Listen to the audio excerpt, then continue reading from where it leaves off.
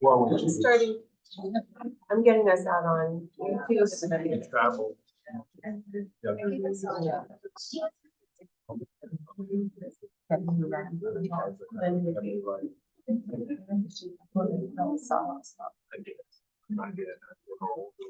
several times, literally one time in a month. I circled. She's close. Montana,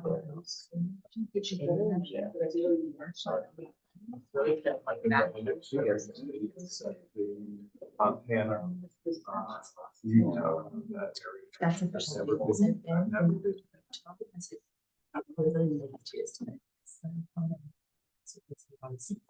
Well set. Okay.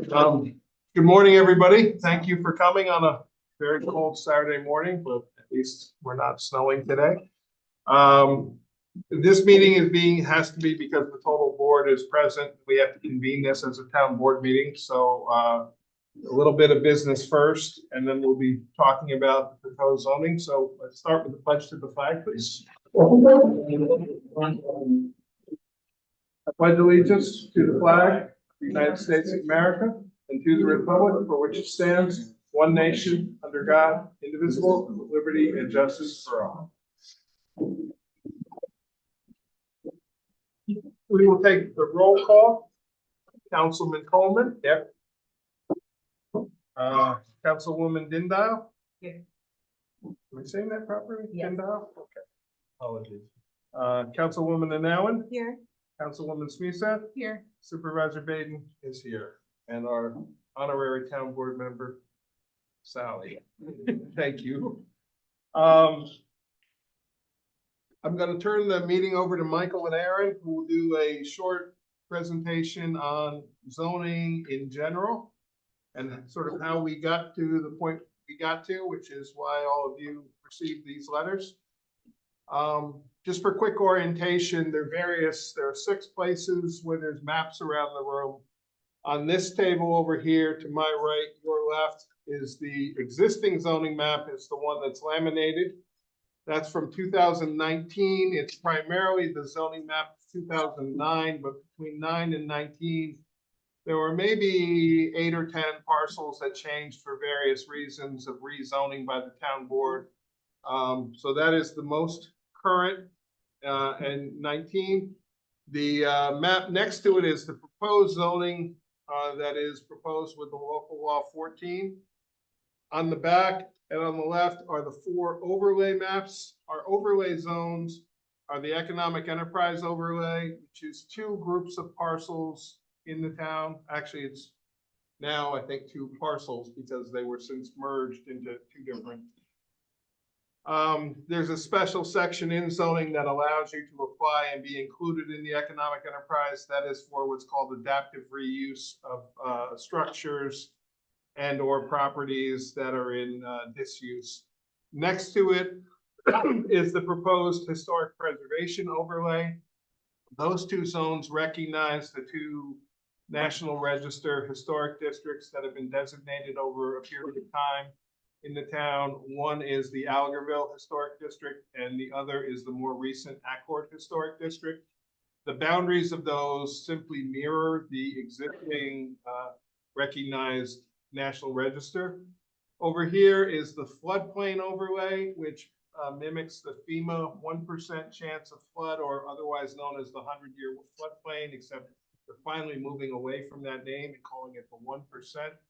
For people who don't know, the 100-year floodplain doesn't mean it's going to flood once in 100 years. It means on any given year, there's a 1% chance of flooding.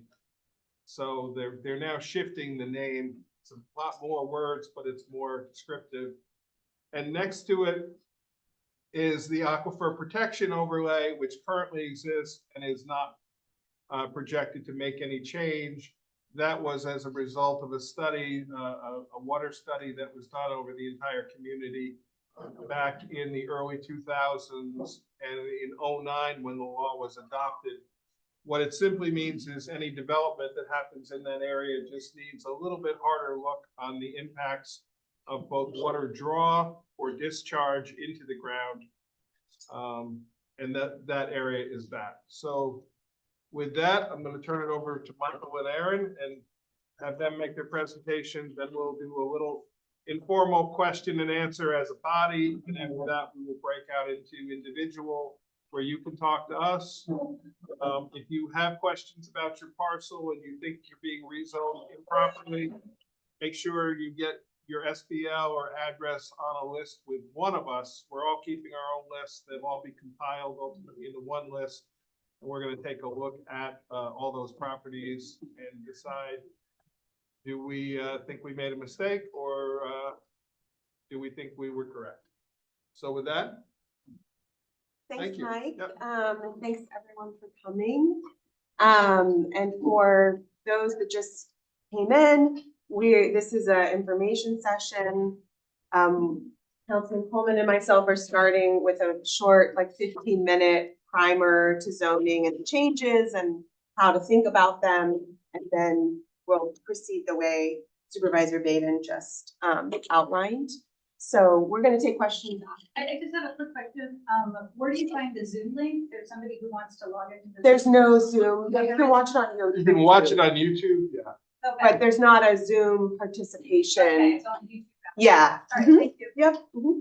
Okay, so yeah, we're live streaming. Just so everyone knows, we are live streaming the first portion of this meeting. So the questions that come in after this will also be live streamed. And then when we break out, we'll stop the live stream because we're going to be kind of in groups having lots of different conversations together. Real quick for that person, the town of Rochester, we've been now doing YouTube since the pandemic. So we actually have our own page. So if they Google search town of Rochester YouTube, our page will come up and they can click on it and watch in real time. They just can't comment.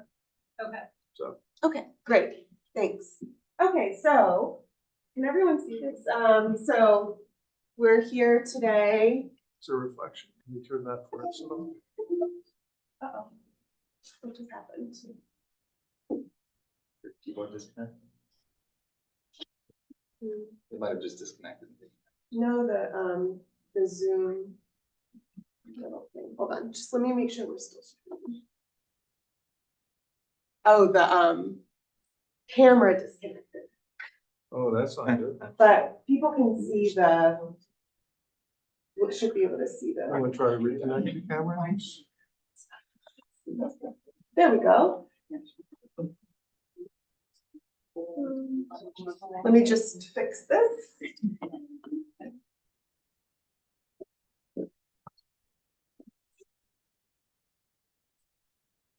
Okay.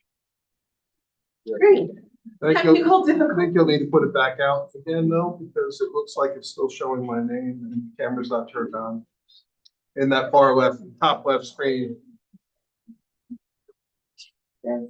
It says we're still on YouTube. I think I just have to share the screen. Okay. Yeah. Got it. Understood. Okay. Okay, great. All right. We'll try this again. Okay. So this is the same presentation we've done at the previous two information sessions for those who have attended those. So why are we here? We're here because the town board is considering changes to the zoning code, the zoning map, and subdivision. And this specific event was in response to requests from the public to sort of pause. We had a public hearing, pause the process and have information sessions so that the public could better understand what the changes are and formulate feedback and input and have more dialogue directly with the town board. So this event, that's what this event is. We're here to gather, to answer questions, to discuss, to learn from each other. And just to clarify, this is the third, we've had three of these. We had one in December, we had one in January, and this is the third of those. So they've been good sessions, great questions. Are they all up on YouTube? Yes. So if you have other questions or you want to see what was discussed in previous sessions, you can go to the YouTube channel. You can watch what was discussed previously. And I think, as Aaron said, the key here is to get feedback, to educate people, to answer questions. So please don't hesitate if something seems confusing or you want clarification. we'll run through the presentation and then we'll get to everyone's questions.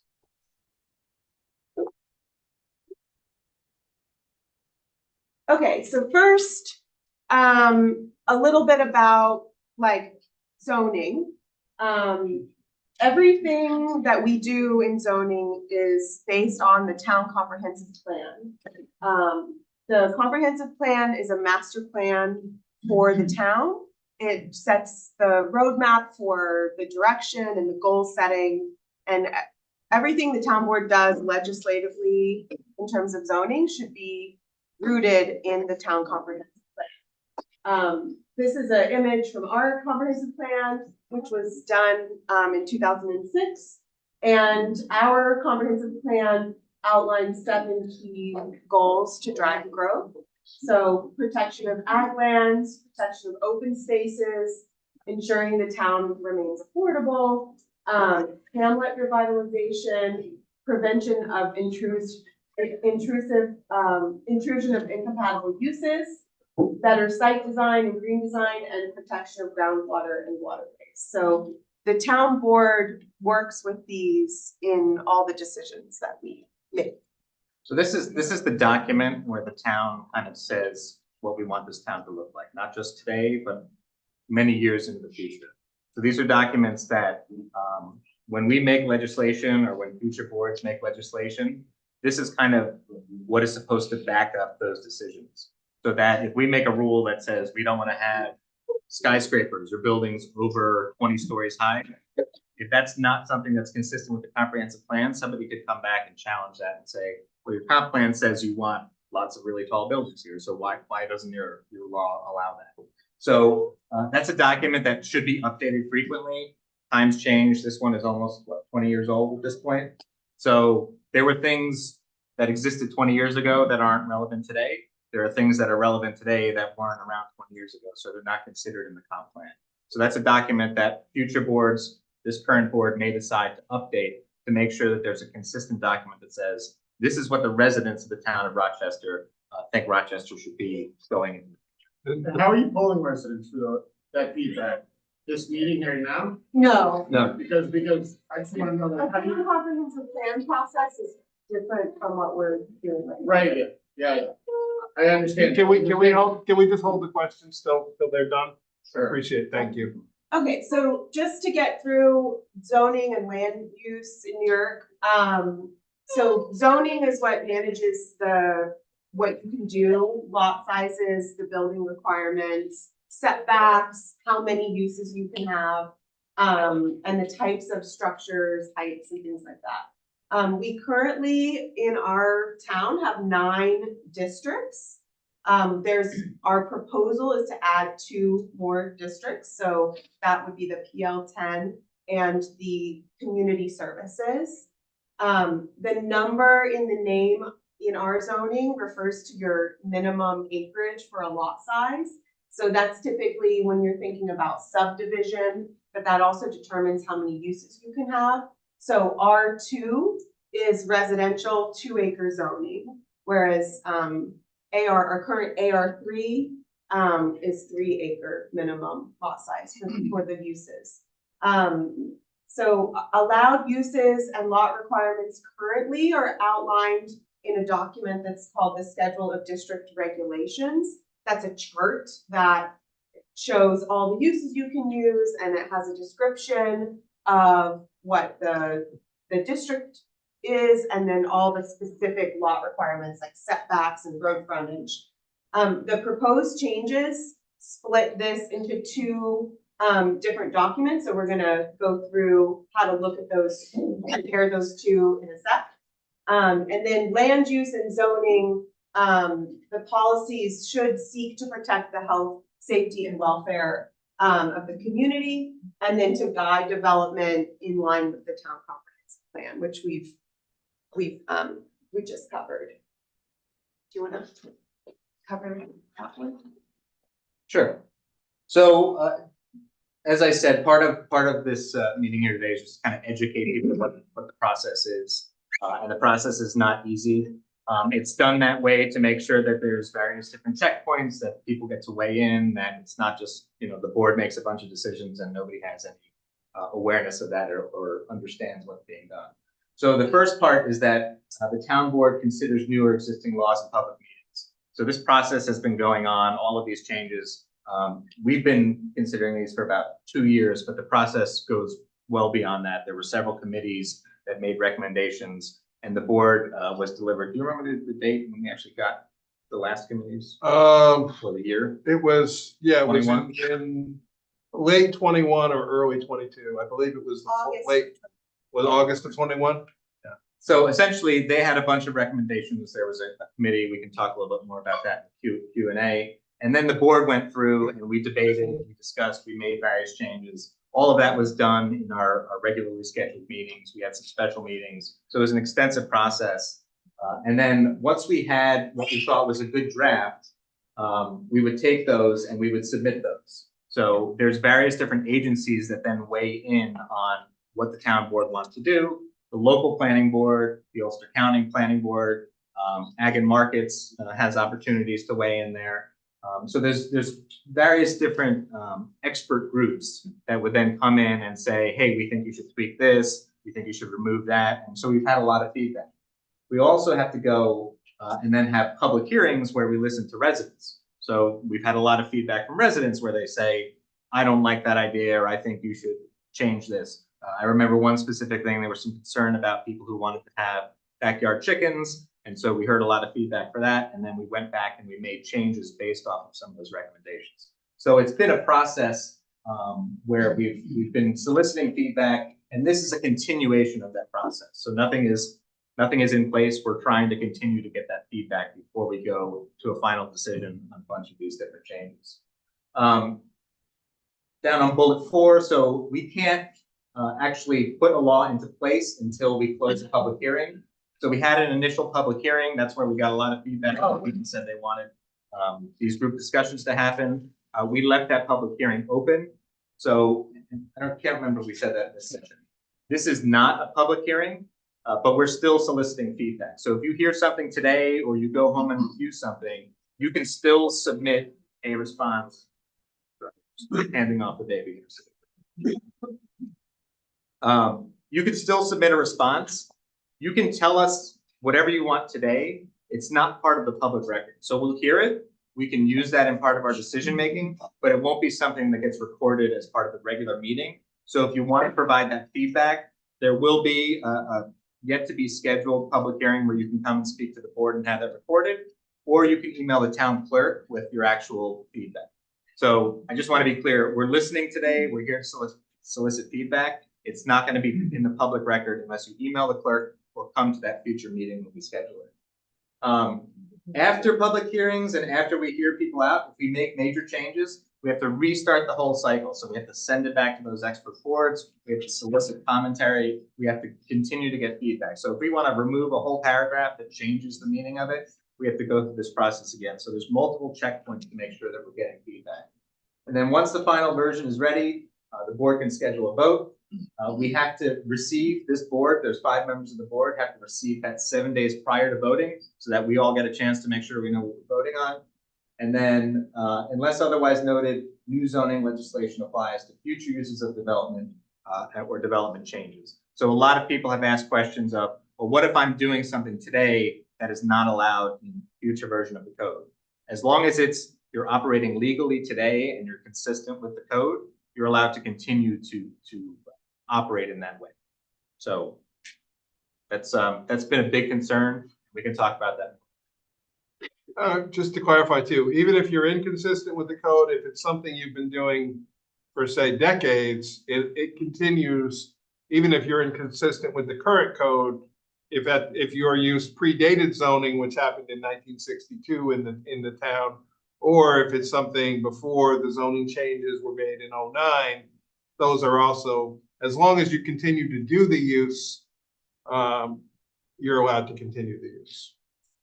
Okay, so now we're just gonna walk through accessing the changes and comparing them to where things are at and how to look for things in the code. So this is just showing some of the different documents that we're considering. We have the map, which we have out, here today blown up. That shows the different districts, the proposal as it's mapped out on the town. And then, like I said, that schedule that shows the chart of what district you're in, what you can do is split up now. We have lot development standards as one chart, and then the schedule of uses is another chart, and it's color coded, so all the colors should correspond to the map. And then the draft of the zoning code is a document. These two appendices that should line up with the code, though we've already gotten feedback that we've missed a couple things. They're at the very bottom of the draft zoning code. Now, also you should know, when the draft zoning code people have said, oh, it's like almost 300 pages long. When you're looking at that code, the changes proposed are in red, and then there's some comments in blue. So anything that's in black is staying. So it's not, we're not like rewriting a 300-page document. It's the existing code with changes. And just, let me go back for a second. Just to clarify what Erin was saying in terms of how these documents work together. So these two in the middle are part of the document on the right. So essentially, if you wanted to know, does this or does it not impact what I do today, or, well, it wouldn't impact what you do today, but what you want to do into the future, you'd find where your parcel is, you find the color coding. The color coding would then align with one of these things. So let's say you wanted to open a disco. You would, I don't think disco is a good example here, but if you wanted to open, let's say a timber, you wanted to. Is there anybody working for the town pond roads? Can you hold your question for a second? If Yes. someone gets in a car accident on the roads, there's no one out there plowing the roads, the town's gonna get sued. Yeah. There's no one out there fucking plowing the road. You can call the You can call the highway superintendent, he can charge. They don't work on Saturday. I don't know if they're out today or not. That's, You made that swore. This is bullshit.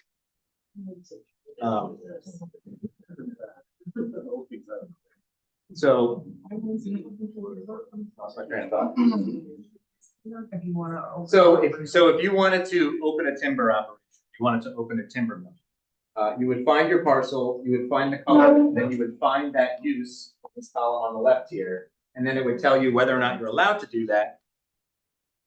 It would tell you whether or not you're allowed to do that, and if you are allowed to do it, if there are any additional steps you have to take. For example, you may have to go to the planning board to make sure that you're building according to the zoning code. So if you can do it, it tells you the steps, and then the zoning code basically lays out the rules for that particular. So you need to be this far away from your neighbors. Your building needs to, be X feet tall. So that's how all of these documents work together. Sorry, I just want. That's just a zoomed in version of that, and just it's organized by use, and then all these little letters everywhere. There's a key. So it tells you the process that you have to go through in order to do that use if it's approved. So if there's a letter in the box next to the use and in the column, it means you can do that. But then it'll say it's an accessory use, or a principal permitted use, or requires site plan approval. Before you switch to something, could we get a markup for this one? Because I have looked quite a few times and I just want, I'm sorry, so I'm fanning. But there's no markup. There's not, I'm about to talk No, I about know, that. let me just please, there's no markup to the schedules. It seems like everything in the schedules and the red line keeps changing. It's ever evolving, it's not static. So it's very difficult for people to actually understand what has changed since the last version. And there's certain things that should be a lot more transparent in doing so. There are a lot of legal documents that require you to be static and then have other people to review. It So will can be we- very helpful can we- to provide, just 1 second, please, I appreciate that. Well, we're it trying to would get be through a really helpful to presentation. provide a light comparison, because the current schedules look like this. The new schedule that you have is a tabular one. So it's very difficult for everybody to compare. So that's all. I'll stop now. Yeah, that's exactly what we're talking about right now, is how difficult it is to compare them because of the formatting. Yeah, So just to explain the appendix, both this document is the current document. This is the current schedule and how it's outlined. The other one, is done in a different format. Each of those documents should match the code. So this document and the other document, they're tools to take the data that's in the code and organize it in a fashion. So we understand that they're in different formats. We're trying to make the new format easier. This one, actually, when we were going through the code, we found there were things missing and there were things that didn't exactly line up. So we knew we needed to make those adjustments so that this document matched the code exactly. And then we also went through and included all the uses and defined all the uses. There were a few things that hadn't been defined in the original code, and that was one of our goals in this update, is to make this information more accurate and easier for people to process and understand. And- So, And just to clarify, nothing is changing currently. So you're correct that there were a bunch of different laws that were proposed. Those were edited, changed based off people's feedback, put into a single document. That single red line document that you see, the 277-page document, that has not changed yet because we're still getting feedback. So that version is the final version that we're considering now. That, if it changes, will then be resubmitted through public hearing. So you don't have to, if you see like 20 different laws there, you don't have to look at each individual law. You have to look at the map, you have to look at the zoning code, and then there's subdivision. So there's 3 documents, and we can show you how to get to those. But we're not continuously changing those right now. We're going to consider that once we finish hearing feedback from the public, and that will be an open process, and there'll be additional times to talk to us about those prospective changes. But you're correct. It doesn't line up because the schedules, the existing schedule and the new schedule are not the just same. the perspective, I appreciate that. My point is not about things changing. My point was about there is not one static place where you can actually refer to something and be able to align that with the other 2 documents, the map and the schedules. Mhm. So my point being, if this is the workshop, if there is a feedback that is to occur, it should occur on informed document, which should be paired with what you're looking at. And that's all. So my point being that the information that I have is not equivalent to the information you have at this point. So I'm listening and I'm willing to listen, but I'm trying to explain that the process can be improved to a certain point, that things are a lot more clear to everybody, not only people who might be able to review a legal document. That's all.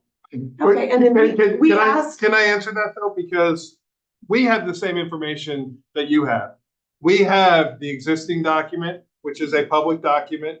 We have the proposed changes, which is admittedly, we've gone from a zoning-based chart, zoning district-based chart to a use-based chart. That was based on feedback from people that it's too hard to find. People would prefer to start with, I would like to do this use. Where can I do it in the town, as opposed to, this is what district. It is a 180 degree different thought. We agree and understand that, but we have the same access to the same documents that is presented as the code, the current code and the code changes. So, but I don't mean to get this into a back and forth, but No, I was simply Yeah. saying that the correct format that we have yes, is different than the red line. agreed. It's very difficult to look at that. Well, not different than the red line. There is no red line of the schedule. No, in the red line is different than the current.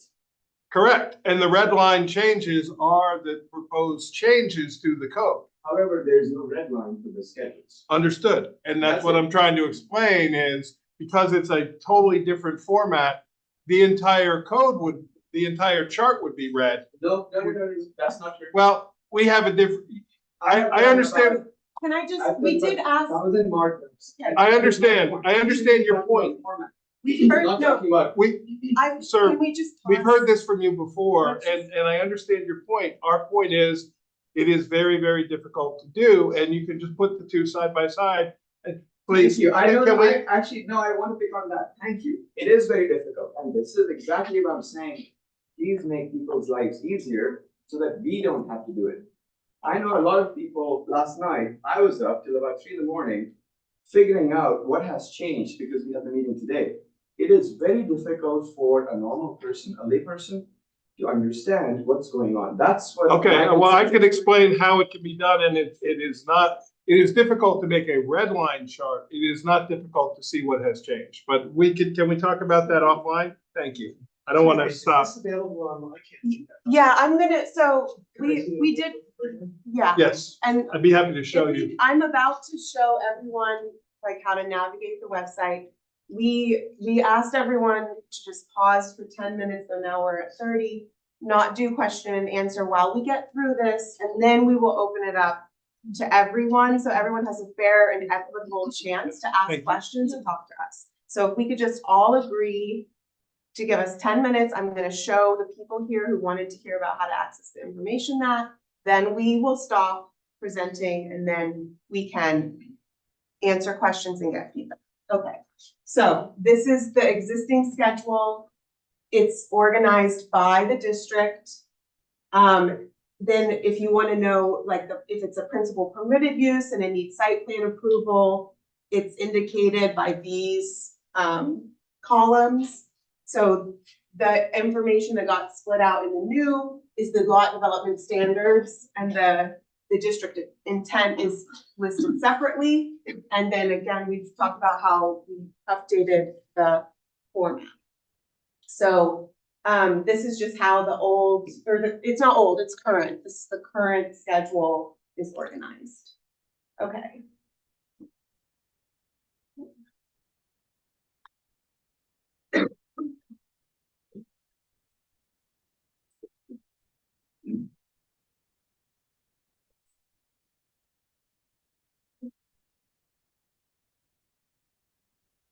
Okay, so just real quick, we talked about accessory uses, special uses, principal permitted uses. This is another way that code can change.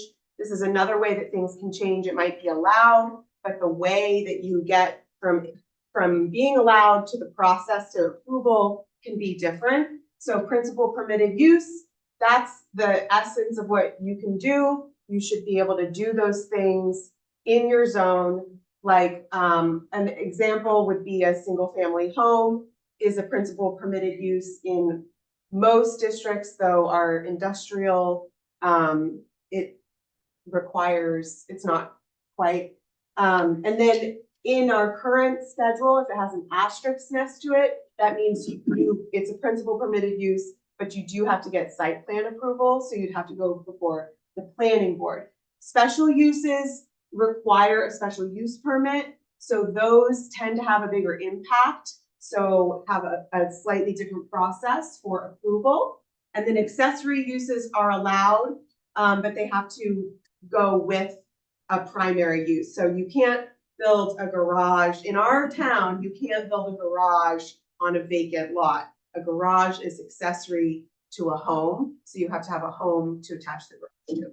Private garage. I mean, the type of garage that you put your car in. Okay. So, and then that's just an overview of those. So when we're looking at those charts, there you understand. This, we had a lot of question about the direct relationship between taxes and zoning. There is not a direct correlation between those. In our town, we don't have different tax rates for different districts. There are towns in Ulster County that have that. Neighboring towns, in fact, but we do not. So if your property is zoned business, there's not a special business tax rate that you're paying in the town of Rochester. Our taxes are based on the budgets adopted by the town and by the school. And then those get applied evenly to your assessments. And then, of course, if you have any, exemptions, then that would apply as well. So for this reason, zoning doesn't have a direct effect on your assessment or your tax bill. We also have spoken with our assessor, who said the way that assessment works in New York State is based on what is currently happening at that property. So not any potential or future use in terms of the way the assessments were. So just to there, you know, obviously it's all interconnected because of, you know, there are relationships, but there's not a direct correlation. Okay. Navigating the site, do you wanna? No, you should. Oh, you want me to do this? Okay, so, locating documents, look. We understand how frustrating organization of documents can be. So we definitely hear that and would really like to make things easier. So right now, we're just gonna talk you through currently how to find things, the public information through our website. So you can go to our town website. And here it says codes and ordinances. And that takes you to a third-party site called eCode 360. This is the site that hosts our code and our town laws. So these are the versions. If it's on this site, and it's it's a law, this is the version. So here, this is all of the legislation that's like in effect. And zoning is chapter 140, so it's all the way at the bottom. There's all kinds of other things like our racetrack law, solid waste, vehicles and traffic, all of that's in here, but that's not zoning. So chapter 140 is zoning, and that's what we're talking about today. When you go to that, at the top, there's all the most recent amendments. So those go all the way to from 2022. And then here is where you can find our current schedule of district regulations and our current zoning map. So that's where you can access that information. You want to see the drafts, you go on this sidebar and you can go to legislation. Well, and just to clarify this site as well, there's a pretty good search function here. So if like you have a specific thing, like you want to do a timber operation, you can search for timber. It will show you everywhere in the code that timber appears. Chickens, cows, agriculture, things like that. So you can see, it'll show you like it occurs this many times, and then you can jump directly to those sections. I have a question. This might be a stupid question, but can someone just look up their address? Like, is there an easy way for people No. to find out what their address is? Not through Not through. this. Not through our site. We don't have the capability. Okay, so Ulster County. that would be Ulster County first. Okay. And when we break out, when people have feedback, we can look up people's parcels and compare to maps. Okay, so legislation. These are all the draft legislation, and this is one of the places where it gets like really confusing because it's everything.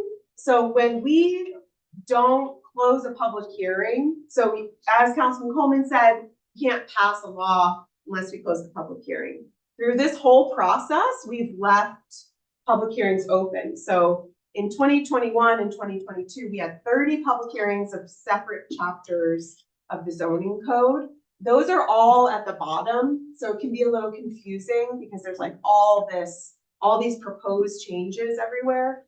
Those all at the bottom are our original drafts. As Councilman Coleman was saying, we are not working off of those anymore. We held those public hearings open, and then for the 6 months, the town board met several Saturdays a month, and we went through and took all the input from all of those drafts and all the public hearings we had and all the public input, and we put them into what we had the public hearing on in November, which is local law 13 of 2023, chapter 140, zoning for public hearing. So we have one red line version. We didn't do red line on red line. So this is everything combined with what the town board is now our draft. So this is what we're proposing. And there's, this is what we're going off. And the reason the other ones remain on there is because they are still open public hearings. Once we get to the point of all the finalized version of all these meetings and any further changes the town board will make to local law 13, it will get yet another name because now we're in 2024. Eventually, all those other public hearings as a part of the ultimate decision on the final product will be a closing of all those public hearings. But they all remain open because they're all still in consideration by the town board. So that's why they're all still listed on there. So it's local law 13, 2023. That's the 273 page document with the colored charts at the bottom. 14 is the zoning map. That's what's here. And then all these overlays we also have. So those are the overlays. Okay. So that's how you get to the drafts. And that's also an acknowledgement of how confusing it is. For the people that were asking about what Councilwoman Dindal was asking, there's a site called Ulster County Parcel Viewer that is managed by the Ulster County Information Technology Department. And that is, you can enter in a search engine, either your name, your SBL number, your address, and click search. It will find all the properties that have, if you put in just your last name, you're gonna find all the properties in Ulster County with somebody with the same last name. If you put in your exact address, it's gonna, or your SBL, it's gonna find your property. The nice thing about that, and we utilize it all the time, you can click on overlays over that and you can see where floodplain is. You can see where wetlands are. You can see where steep slopes exist. Those are just some examples. You also can see your current local zoning. So there's various tabs you can click on. It's a very useful tool. It's a really highly intensive in terms of the amount of data, which is why we don't have a similar thing on our site. It would pretty much crash our website. It takes so much data. However, in thinking, we probably should put a link on our new website that we're in the process of working on to that. Also, maybe it would be helpful to do an example of like how a person can find it. I mean, I just entered my address on Ulster County Parcel Viewer, and it's like nothing comes up. Oh, yeah. That's because sometimes if you have like road. Yeah, yeah. Versus It's LS. gotta be. Okay, so everyone else probably Whatever already it knows. is from you. No, okay, we don't have to do the example. Yeah, that's true. Okay, so You are take it away. No, I was just gonna say, like, it is frustrating. We're working with flawed Thank you. systems. We're working on improving them. We are doing what is legally required of us in publishing the red line changes, the versions, and having the public hearings, but. And actually, to clarify, and if we're gonna use the word legally, we're only legally required to show the end result. We wanted to show, and we have shown the red line, so everybody could easily identify the changes. The schedule, I freely admit, there's not a red line version. Could it be done? Yes. It was not done because it is such a difference in the formatting that it would be very difficult to identify what's changing and what's not in terms of that. So I acknowledge it can be done. It hasn't been done because if someone has a very specific question, we can help them find the answer. The answer can be found whether something is allowed in a particular district or not anymore. But in terms of just a generalized overview of the changes, I admit it's not as accessible as the red line version of the code, and we haven't had huge amounts of requests for it, to be honest. And so it's probably better handled on a case-by-case basis rather than and then the formatting of how to do it would be difficult too, because there's some brand new definitions that were not in the code. There's some combined definitions. It's not a black and white change. Yeah, so this is the last slide and then we'll hear from you all because that's really why we're here. I just want to say one thing kind of high level about change and zoning changes. So first off, I want to be very clear. The whole board doesn't always agree on some of these changes. We argued, we debated, mostly it was civil. But sometimes we just said, you know what, we're not going to come to an agreement on this. Let's put it out to the public so they can see it. So don't think we're like a single entity here that all agrees about these changes. In fact, we have a new board member and we haven't heard a lot of her feedback on some of this stuff. So she may come up with her own suggestions.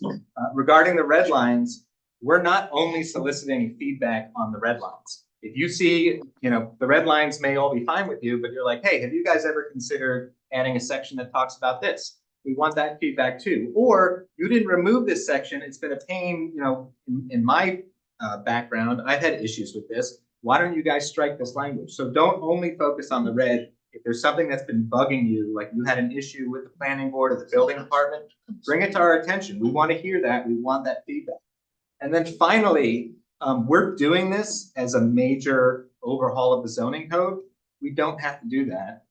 Well, we're doing it now, but in the future, if we want to go to one section, if there's an issue that comes up, we can go back and change that. So continue to provide us feedback. Once it passes, we can still go back, revisit the laws, we can add new sections. A future board could completely change what we've done here. So this is an ongoing process that people need to be involved in. So if you have an issue, please bring it to our attention. You can contact any one of us individually. You can contact us all by going to the county clerk. There are a number of ways to solicit feedback. So in terms of reiterating what I said earlier, this is not a public hearing. This is an information session. If you want to be part of the record, you have to email Kate Gunberg, Town of Rochester, New York. She's our clerk. She'll circulate it to the board. It goes into the public record. Again, we're listening here today. We can take your feedback and use it to make changes. It's just not part of the record. So I just I'd like to say something on that. make sure, please hold on. I'm literally about to finish. And then again, just to hammer the point home, we're going to stick around. We want to hear what your feedback is. We'll do a Q&A session where everyone can hear everyone's concerns, and then we're going to break out. You can talk to individual board members. You can talk to us all together if we're ever clustered together. But we want to continue to solicit feedback. So this is not like we want to impose this on people. And now I will stop. And then we'll open it up to the floor For general questions, not parcel specific questions. We're Wait, gonna open it to people. Hang on, please. We're gonna open it to other people who haven't gotten a chance to ask questions during the presentation. Yes, we are holding questions till the end. We're here until 1 o'clock. That through without. We're here until 1 o'clock. So if I can we'll start from the front and we'll work front to back. We'll start with Ms. Collins. Brooks, I'm sorry. My name is Rebecca Collins Brooks. But first I want to say thank you to all of you. We were just sitting here whispering to each other that this is an enormous task. And undertaking it is, just thank God it's not me. So I do want to say a specific thank you to Aaron and Michael, because early on in this process, they did a walkthrough of our farm and addressed a very large concern for us. So that I really want to say a very public thank you to the two of them, that it took time out of their private time. I want to highlight one specific question and then a couple of other thoughts that don't require addressing, but I would really appreciate it if you would hear them and consider them. I am speaking off the cuff. I did not have time to prepare any comments. The comprehensive plan says that there are protections in place for the health, safety, and well-being of the community. There is a very big concern around those three issues, and that is special events spaces. I would like to request, and I don't know if it's too late for the Speedway issue, but I would like to request a moratorium on any events application decisions until there can be a standardization of rules that apply to all of them. The second thing I want to say is zoning may not affect the assessment and taxes, but from a real estate perspective, how you are zoned does directly impact, and there is a direct correlation to your property value and what you can sell it for. So it sounds really nice to say that zoning doesn't impact your assessment, but it impacts the value of your property, and that's the thing. That's the most valuable thing that people have, is for most people in this area. Some people have huge 401ks, but the most tangible thing they have is their property. So it is really important that you take that very seriously. It impacts every single person in this room. The third thing is my question, and this is a question I actually talked about with Mike on the phone, and I was unable to make it to the last meeting. And this is a farming specific question. I had the red line document. I read the entire thing, and I've been reading it since October.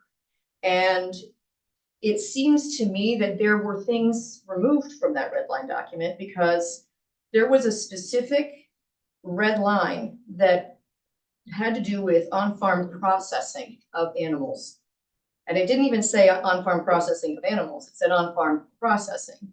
And as a cheesemaker, that concerned me, because I would like to be able to make and sell cheese directly from our farm. I can't seem to find that item in the red line document anymore. So that was, I don't know if it was removed, changed, so there was a concern that that red line document had somehow changed.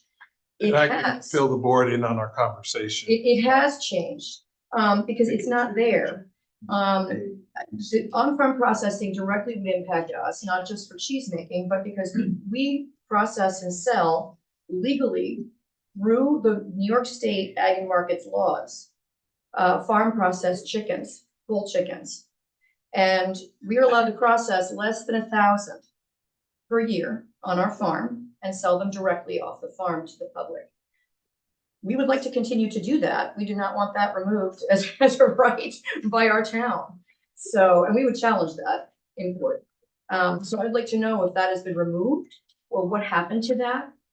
If you could help me, I would really appreciate it. I'd be happy to look into that with you, Rebecca. It could be that it was the difference between the original draft version red lines and then when we made the new one. But also just to let you know, we want to be a right to farm community with farm friendly laws. And we do not want to go against Ag and Markets. So if you're allowed to do it through Ag and Markets, we don't want to have anything in the code that contradicts that. So I'll definitely see what the difference was between what you're talking about and where we're at now. I think what Mike and I had discussed was, and correct me if I'm wrong, Yeah. was that you wanted to prevent people from building slaughterhouses on their property. Is that correct? Well, that was part of the discussion. It was that we wanted not prevent, but we wanted to manage where slaughterhouses would occur in the town. But it was not intended to say that a farmer could not process chickens that they can under Ag and Markets law. Yes, So- the slaughterhouse so has a specific yeah. Yeah. So definition. the discussion, Aaron, though, was, and I reassured Becky that it's not in the present iteration. I was unable to find which document, and we both on the phone independently were trying to find where she had read it previously and couldn't locate it, but it's not in the current version. So, you know, the discussion was that it's not in the current version, so it's not there right now. So she is, and if I'm putting words in your mouth, I apologize. She was satisfied that it's not there now, but was questioning where she read it before, and I wasn't able to find which particular version. There were others who actually read it. We had a whole conversation and we were like, what the heck? Yeah, but neither one of us could, in that moment, find where we had found it. And I remembered what she was talking about as well. But it's not there. So just to clarify. But it's you're- not you're there good now, with so it it not doesn't being. exist. Well, I need to make sure that it's not there. Okay. That's what I want you to be sure of, that Yeah. you make a note of it, and if it comes back somehow magically, really, it can't be there. No, and I believe it for the board, it's not there. Yeah, I did verify, so. just to state what Councilwoman Allen said stronger, it's not that we don't want to go against Ag and Markets. We legally can't go against Ag Correct. and Markets. The state law supersedes it. So if we were to put something in place that ran counter to state law, that is something that could be challenged, and we do not want to do that. We've been very careful to go through, and that's part of why we submit all this to Ag and Markets, because they can say, that's allowed for farming in New York State. And even if it wasn't our law, state law would supersede our law. So we don't want to put something in that's counter to Ag and Market. So I appreciate you calling it to my attention. I haven't had the time to circle back and try to locate what you read before. But, you know, I appreciate you bringing it to my attention, but I can 100% guarantee it's not there right now. And Well, so. it was other farmers, it wasn't just Right. me, I was just. No, no, I and was that's, just about the zoning. and I appreciate it, that's what this process is for. So let's move to the next row. Well, hold on a minute. Oh, okay, I'm Hold on a sorry, minute. I apologize. I really just want you, I wanna just reemphasize my initial request. That you consider a moratorium on any events, applications, not applications, but the process through the planning board. That you put a moratorium on those as you did for a building moratorium for quite a long time. Because there needs to be standardization and the community needs to be heard. And the process needs to be slowed down for the applications that are currently before the planning board. So that the community can have, and you and the planning board and all of the powers that be can have a chance to perhaps address this specifically in the zoning code, and so that any applications before the planning board right now, they have the new zoning applied to them. So I would really hope that you would consider that. Okay, now I'm done. Can I answer real quick? So the town legally can, if there's an application already in process, the town legally cannot put a moratorium to stop. That is court decided very well. I mean, there are many court decisions on that. So I appreciate the comment. If an existing application to enact a moratorium to stop the process is not legal. Can it be done for future? Before the code is adopted? Absolutely. To enact a moratorium, though, does take a minimum of a 2-month process because it has to be referred to the county planning board. It's not something that can be just enacted by a resolution by the board. It must be done as a local law. So I just want to explain the process for a moratorium. But under well-decided court decisions, you cannot enact one against an ongoing process. So, but I don't want to divert to conversation about that. We're here about zoning in general. So are you completed? Okay, now we'll go to the next. I'm gonna just continue on. And so Ms. Bendalia, so the other person was already sort of ahead of you, and if I'm back to you. Yeah, so, yes. Can you go to your chart, the colorful chart? What the uses? Yes. Do you want to look up With the something column. specific or just? Coding. Color code. Oh, yeah. Okay. Do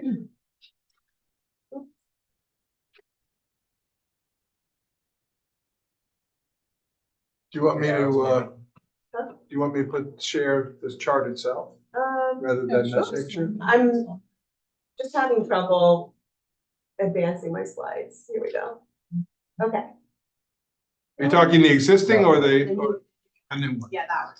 So you have a column and then in this, so you have the column with the uses, you scroll over to the colors. And then you have the letters that refer to the bottom, which is process related, right? Yeah, correct. So if there is a square in the colors that is empty, It's not allowed in that zoning but district. you also have X. Those So are an X is prohibited. prohibited. So the difference between the prohibited means it's specifically in the code, it's prohibited, it cannot occur. The empty one means it is not allowed in that zoning district. There is a process in the town code. If something is not allowed in one zoning district, but is allowed in another zoning district, that if that person wants to add it, they can go for what's called a use variance through the zoning board of appeals, where they can make their case for their particular property. That being said, it is a very difficult bar to attain under state law, not under town law. You have to essentially prove that you cannot do any other use on the property except the one you want to do. When it's giving a strict adherence, 99% of the time, and I'm making up that number, but it should probably never be allowed. There was one very famous one in our town that was allowed, that the attorney made a very compelling case of previous usage of the property being similar to the new use, and it was granted. So it can be done. There is a process. The other thing is, if it's a use that's not listed in there anywhere in the code, you can petition the town board through the code enforcement officer and say, hey, I have a brand new use, doesn't meet any of these definitions. It's not listed in your code. It's called a use not contemplated. You're never going to list every type of use out there. You can then go to the town board. The town board reviews it and says, yes, we're going to add that use to this zoning district, or no, we're not going to. So the blank means that you can't do it in that district, but you can do it in the ones that are surrounding it. Does that help? Okay, we'll go down the row there. So yes. Okay, hi. I'm sorry. It's better to just go. Okay. Each row. However you want to do it. All right, so, We're here all up. So I what? feel like, thank you again for the meeting. I think it's great. Information's awesome. That's a eye chart of some sort, but I would say not all people have been notified of these zoning changes. So for instance, I own a boxing camp on Samsonville Road, 38 Samsonville Road. Recently purchased not too long ago. It was zoned hamlet, right? And I guess the county had it at ag. So I never got a letter that it's changed to ag. Because on the Ulster County Viewer, it says hamlet, but like on some zoning map, it says ag. So I never received a letter saying my zoning is actually changing. So I think there has to be a better look or a closer look as to who got letters, who didn't get letters. Because I'm sure there's people who don't read the Bluestone Press or don't go anywhere and would want to know that there's zoning change. So, sir, you and I talked on the phone. Your zoning is not changing. Your zoning is what the town site says. The fact that the county site may have a different information, so is an error, and we have no control over the county site. So if the county site has information on there that's wrong, I appreciate you for bringing that to our attention.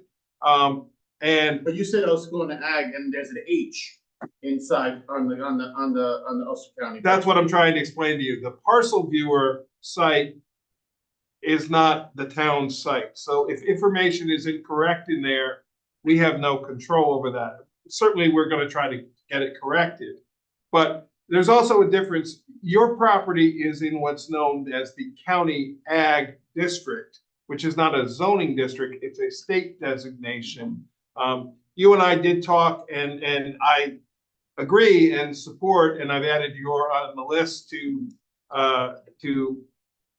that it fits Hamlet better. But to clarify, you didn't get a letter because your zoning is not proposed to change.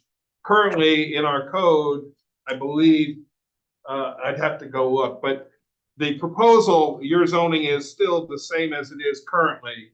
What you're referring to is a mistake on the county site that with 4,800 parcels, there is the likelihood that there are some mistakes. Yours is one of them. I don't know who's No, but my point is, my point is your zoning is not changing.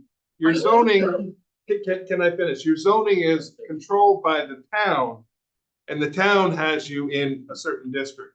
The county site has you listed incorrect. I So can tell you Parcel Viewer is not the most accurate thing to look at. My property, it looks like Roundup Valley School District owns my driveway and my pool right now.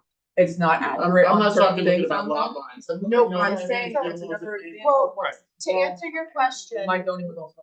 to answer We your can- question, We submit things to the. Yes. To answer your Yes. question, yeah, the town gets to pass, I didn't know. gets to designate, to answer your question, what the town's record of what your zoning is what your zoning is. So we have the map, we could look at the map as it exists and find your parcel and confirm that it's not changing. We could do that afterwards. And I've already And then done we that. can submit to the county to let them know that they have a faulty record. Well, I want it to be a hamlet because there's no farming unless I put a vegetable garden inside the Olympic-sized pool that has trees growing out of it right now. So, like, I'm just trying to say, like. Yeah. There should be reason to it, right? So I know that there's, town plan to hopefully make a better agricultural kind of environment, but we have to look at reasonable uses that are currently the way it's been used and make sure that those don't change just because we're using a peanut butter spreader to spread out all these zoning changes. And I do believe that I should have, if there are differences in the county, which I look as the source of truth, because as you had mentioned, I can't go to a town site and look at what my zoning is, then I have to believe that it's changing. No, actually, you can look at the town zoning map, which is available online. I so- mean, it's almost impossible to kind of view that. Let's clarify quickly, so if there is a law, and it's a New York State law, that is what we look to. If it's a zoning decision, then the primary thing is local, is that correct? Correct. So and as I said to you, when you brought this to me a couple weeks ago, I have you on the list. I support your request to be hamlet. Yeah. I'm gonna provide this to the board. I appreciate your comment. But my point is, the mistake of the county site, until you brought it to my attention, I didn't know about. Mhm. So there's, I don't know how many hundreds of thousands of parcels exist in all of Ulster County. I'm sure there's some mistakes there. Yours is one of the properties that is a mistake on the county site, but we have, and I will alert them to that to try to get that Yeah, fixed. yeah. Most But- people cannot navigate the map to find their address, right, on those maps that are really difficult to kind of zoom Yep. in and find and Yep. predict. You also can simply make a phone call to the assessor or the town clerk and say, what am I zoned? I mean, it's that simple. I would say 99.9% of the people in this room and in Ulster County probably believe the Ulster County parcel viewer as a source of truth. Correct, That's it. and mistakes will be identified and they will be corrected. We have, through this process, it has unearthed other mistakes that have occurred on their site. And as we say, we don't have control over that website. Yeah. They work with the information that we give them. There is human error involved. There were mistakes made. Your parcel is one of them that was a mistake made. We brought it to our attention. We will try to get it fixed, but in the town's perspective, your zoning is not changing. Yeah. But you have requested that it be considered Yeah. for change, and I have you on the list to Thank be you very much. considered. Thank you So- very much. My second point only is to further say that value and assessment are two separate things. And if there's a good case for values dramatically being changed, I think we should go with the resident who bought that parcel potentially for that reason, right? So if you're going to something that is a commercial property currently and someone spent lots of money on it, or it's a family business forever, right? That someone has, and that whole value is there, then you shouldn't be saying like, oh, well, you know what? There's a cow that lives next door, this should be ag now. You can't change that. That's not fair to people who are banking their livelihoods, their kids and grandkids' livelihoods on a property that they own. No, and again, your property is listed in. Not mine, no. Okay, but, I think we have we've got a lot of questions. yeah, we can move on, so. Wait, can I just say something to finish that point though? I just want to emphasize what Aaron said, that like we can submit changes. So when everybody is coming and asking questions after the Q&A and we're taking notes, we should make sure to note if there's a conflict in the Ulster County thing. Yep. And we can just do one submission at the end. Exactly, and I've been making a list in my office of any that have come up, but I didn't want to submit them to the county one at a time. I wanted to get, like you said, so. Our apologies that the county side is wrong, but you unearthed something that was very circular issue. Yeah, thank you for listening. Yep, yes, sir. He kind of segued into what I was gonna say. Just quick backstory, wife and I lived in Ulster County, in town of Rochester 30 years. We live in the Algarville Reformed Church that we restore up in Algarville, and we just recently won an award from the historic town for that. We, a few years back, took our life savings, put it into a building zone business on 209 for future use, for when our kids get out of college, they could do what they wanted. Granted, it's a little derelict now, you probably know it, it's got the Partridge Family bus parked in the driveway. Charlie and Claire put the sign out front with the whole, you know, be kind to each other, I don't know if you know the property right there, Lucas. We bought it, zone business, it was zone B. Now I get a letter saying you're gonna make it, this is a good one. You're gonna change it to low density residential, okay? It's on 209, it's next to a gas station. Apparently there's a dispensary getting built across the street. There's a gas station next door, there's a huge, it's a business, it's 209. It's not low density rural, okay? It's on the highway. It's has no value as a residential property. So what you're proposed to do to my property is gonna pretty much destroy the value of it. And any hopes and plans I had of doing what it was zoned to do. So I'm just kind of curious how you came to the determination on some properties that they are low density rural areas because you want to preserve the beauty of the area. Fine, I preserve the beauty of the area. I restored a church, it took me 30 years. It was about to fall down, now it's amazing. So a property on the highway next to a pot shop and a gas station is not low density, preserve the beauty of our town. So to answer is, surrounding that area are a number of residential structures. 2 or 3. If I can answer, Okay. please let me answer. So across the street is a proposal at this point that did not come actually in, and it has not actually come in yet because under the current code, it cannot even exist currently. We must, under state law, make areas in town where they can exist. That is. Is that proposed in that location? Is that? So that is the property that the person is proposing to do it in. Okay. Yes. When we redid the rezoning, we looked at actual use of properties. I admit 209 is always a challenge. Back 40 years ago, 209 was zoned business from one end of the town all the way to the other, 600 feet either side. 209 presents challenges though, because as you go down 209, there are pockets of residential. There's some of our major agricultural area where they are in the state ag district, which is not a zoning designation. So in 09, it was broken up into smaller sections of pocket areas of business here, residential here, agricultural here, hamlet here. We looked at doing it further refining based on actual uses. I understand your property to the outside.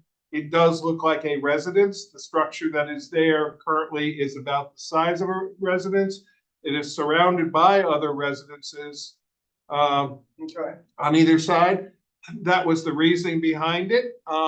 It has already been brought to our attention. It's on our list to revisit all those areas on 209, and we will be revisiting that. Do you feel like that's a rural, beautiful part of the town that needs to be preserved so that nobody? No. Or do you feel like that's a commercial part of the road where there's tons So- of businesses and like 2 houses? So we tried to zone residential in similar areas because a business next to a residence can create incompatible uses. So surrounding that property, from the gas station on, we changed a number of them from business to residential. A number of them are indeed residences.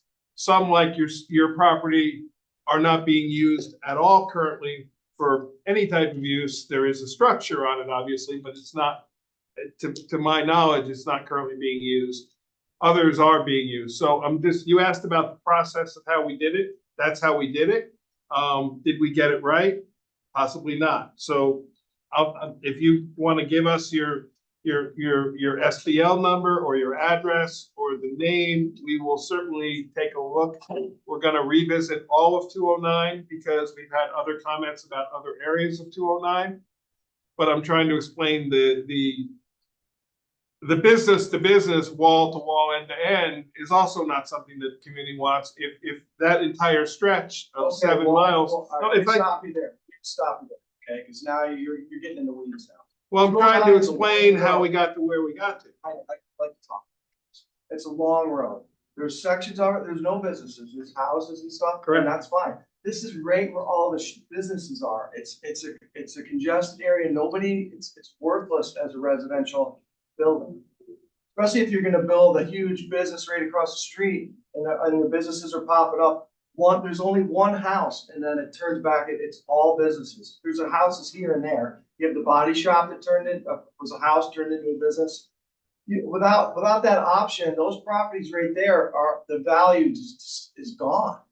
And Yeah. I'm not willing to risk my life savings. So- Because you guys think that little section needs to be preserved for, See, it's not beautiful- being done to be preserved Okay, though, well, that's sir. what the It's writing says. You want me to read it to you word for word? That's what it says.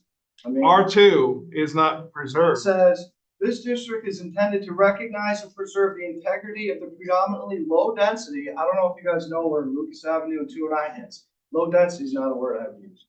Low density residential areas of the town, protect them from intrusions and incompatible uses. Okay?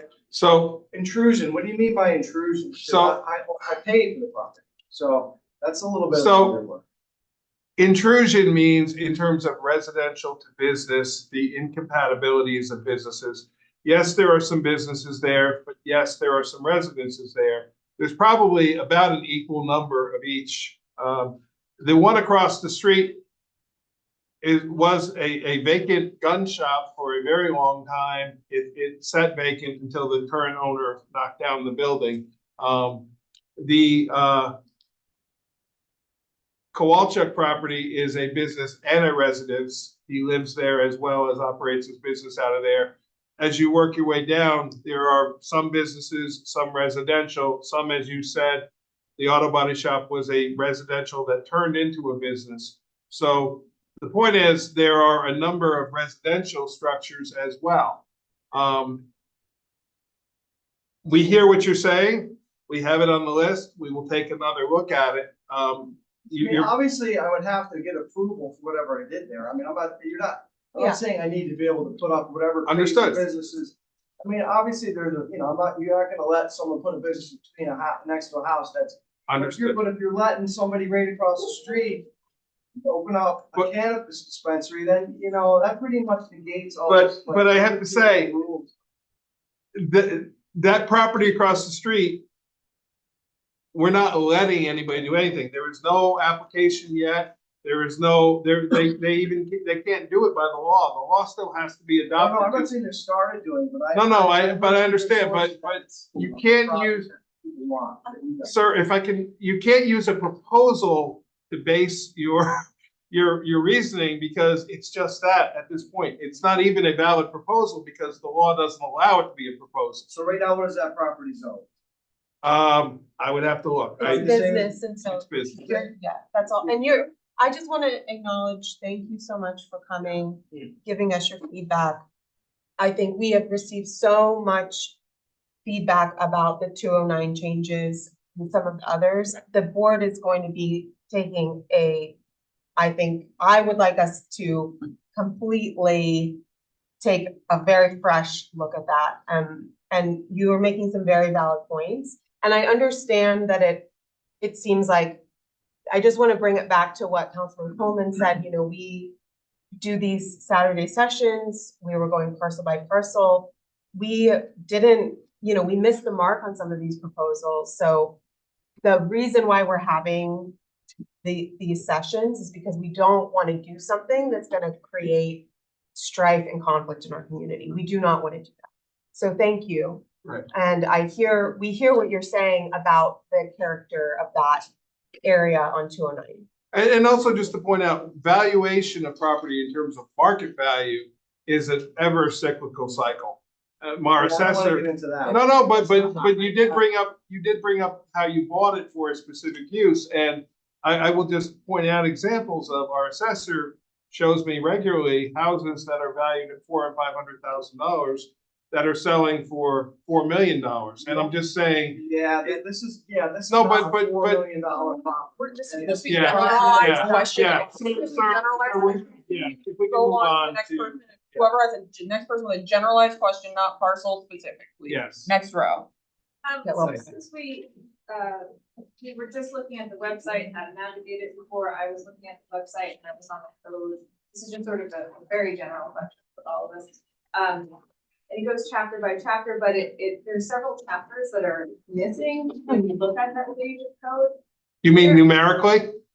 When you Well, say separate chapters Yeah, missing? you go to the home page on E-code and it just skips through chapters like. I'm not understanding what your question is, it's skipping through chapters. Yeah. You mean numerically it's missing numbers?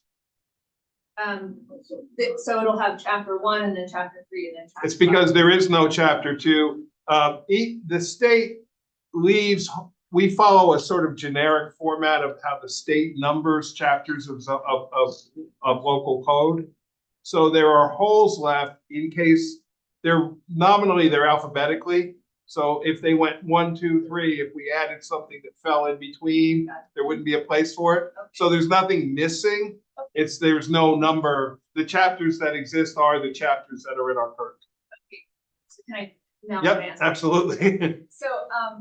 So when I go to chapter 140-35 of commercial defense facilities, there's a description in there that says, for findings that, permitted business uses such as inns, bed and breakfast, spas, and similar enterprises. So I was just wondering if, for similar enterprises, if there are some kind of criteria for that, in terms, like how you would evaluate that? Like what- can you have any kind of business that does two things? So the code enforcement officer is the person who is given that task by law, by state law. When an application comes in, it starts with what's called a zoning permit. It's filed with the code enforcement officer. They review it and they say, you need these permits. Whether it be for you want to build a garage or you want to start a new use on your property. The intent of that is that for places that already have the infrastructure to have a commercial event facility, meaning primarily parking, water, septic, places that already are generated to having larger number of people versus say a bed and breakfast that is under state law can only be 4 rooms or less.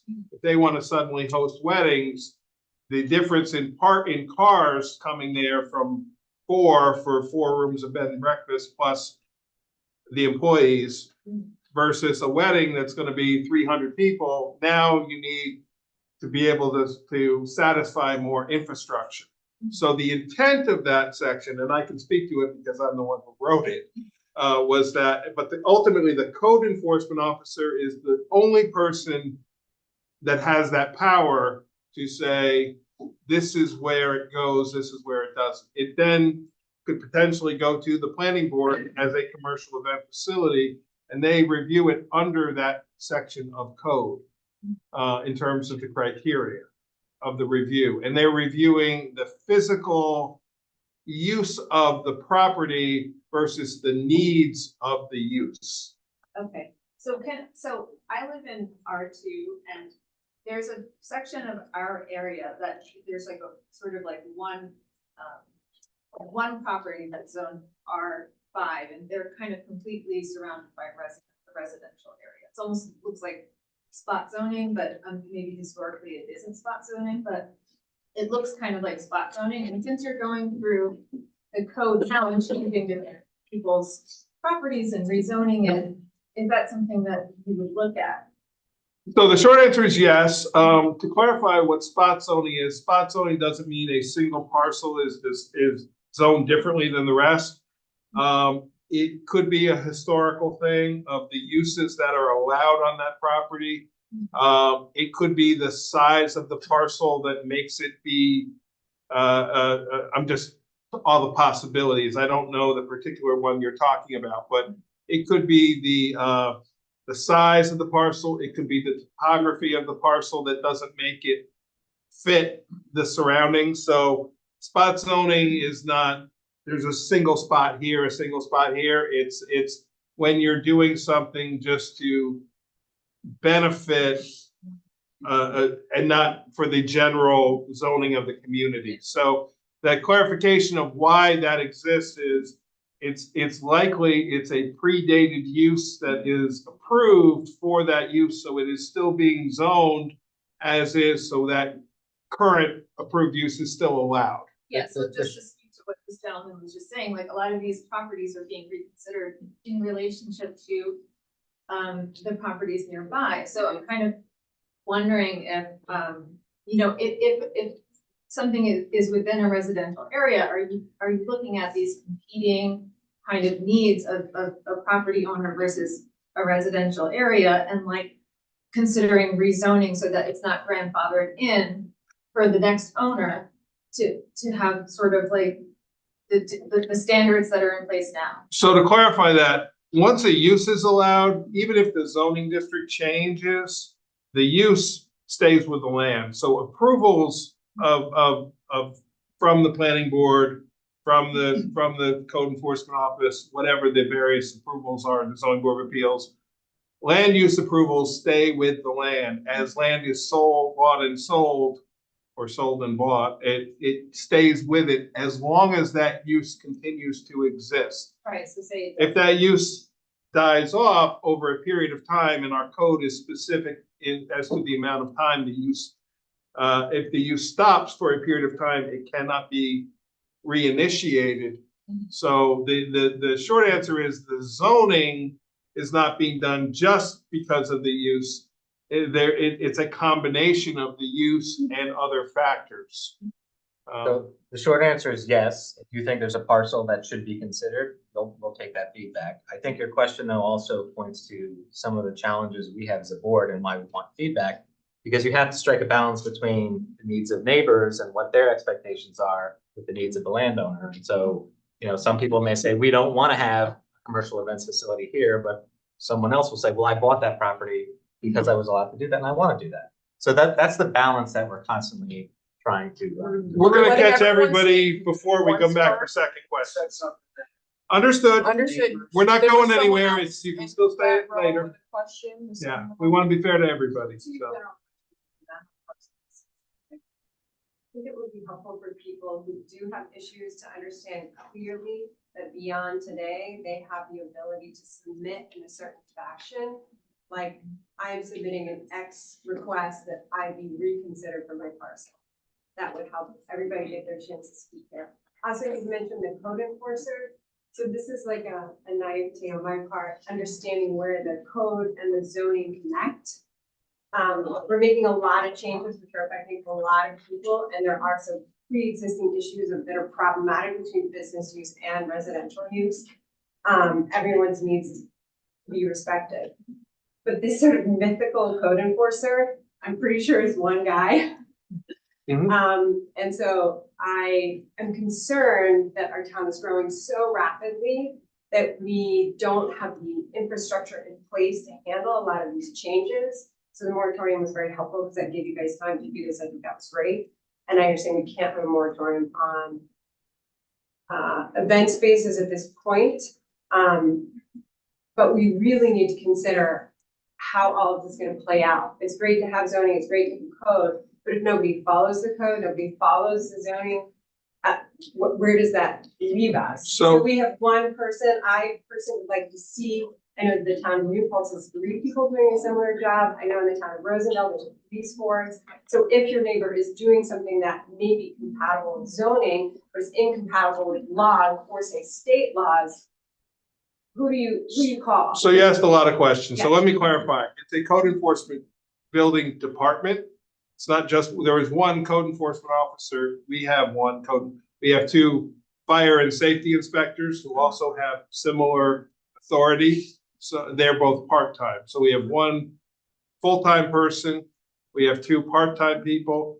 We have a zoning coordinator who manages the office and does a lot of the research and review of the applications and makes recommendations to the code enforcement officer, who then their signature starts the process with where it's going.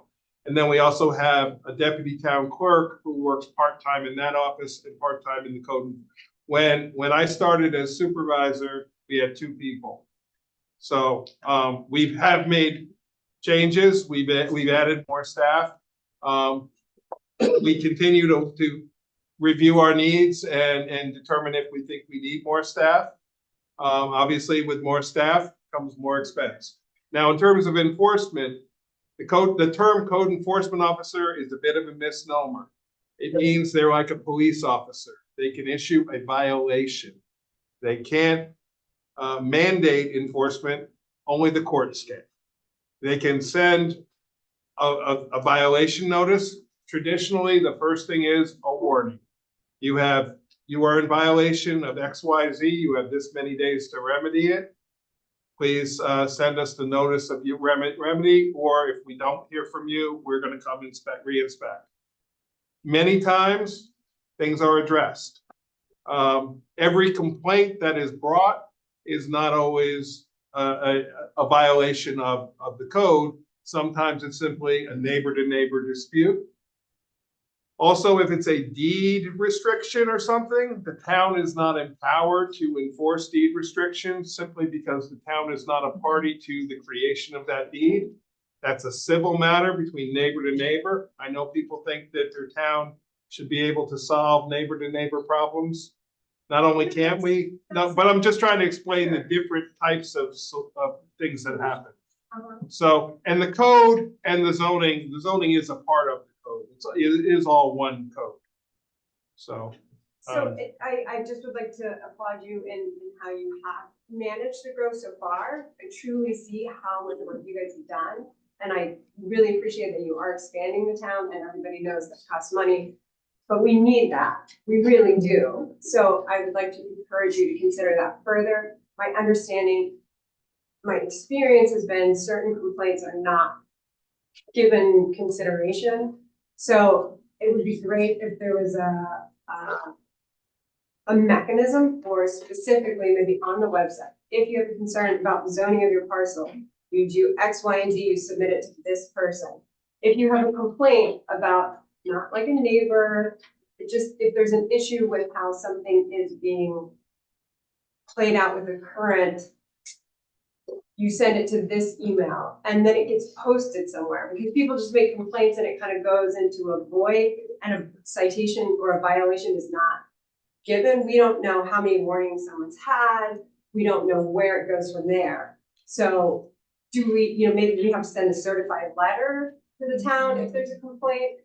I'll have to check with our attorney. I'm not sure we're able to tell the complainer, well, how many, and I don't know the answer. So I'll have to check. I don't know what's public record and what's not, because and I hear your point, but I don't know that we can tell the complainer, this is what we did. I mean, we can tell them what we did, but I don't know if we can send them a copy of the letter right there. We'll find out. That should be part of the public record. I'll find out. Yeah. I don't know the answer. If a violation has been cited, it is. If someone's issuing a complaint, that's not necessarily something that we want to be published, Right. publicly. But we are about to have a new website that will make a lot of the communication channels a lot more clear. So that is definitely heard.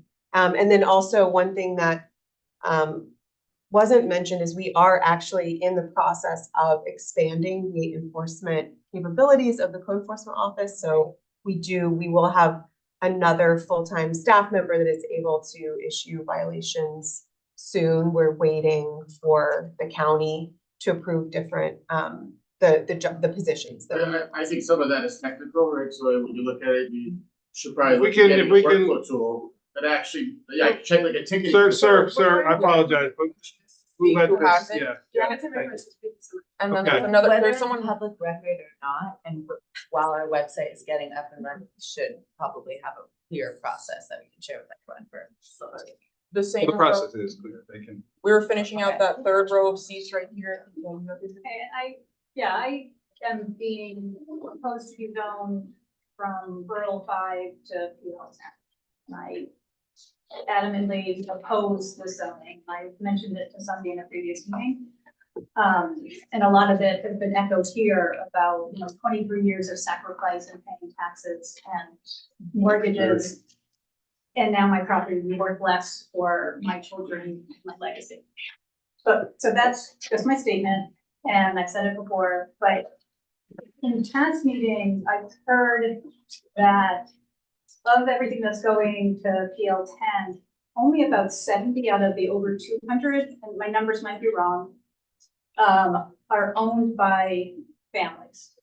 The rest are owned, the lots are owned by Minnewaska, Nature Conservancy, and other conservation areas. And all the statistics that I've seen is you lump all that together and you make it sound really pretty. Oh, the average size of one of these parcels is over 100 acres. That's not the fact for the families who are being impacted. In one of the meetings I was at, there was somebody who's has a 2.5 acre plot, I think, is going to PL 10, which not only he's grandfathered into the 2 acres, but anything he can do with that property is now going to be PL 10. Do you have the statistics on how it's impacting families?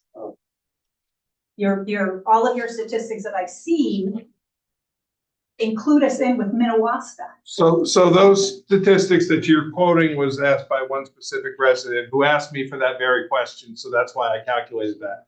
When you say the statistics, how it's impacting, it's a very difficult question to answer because impact can mean very different things.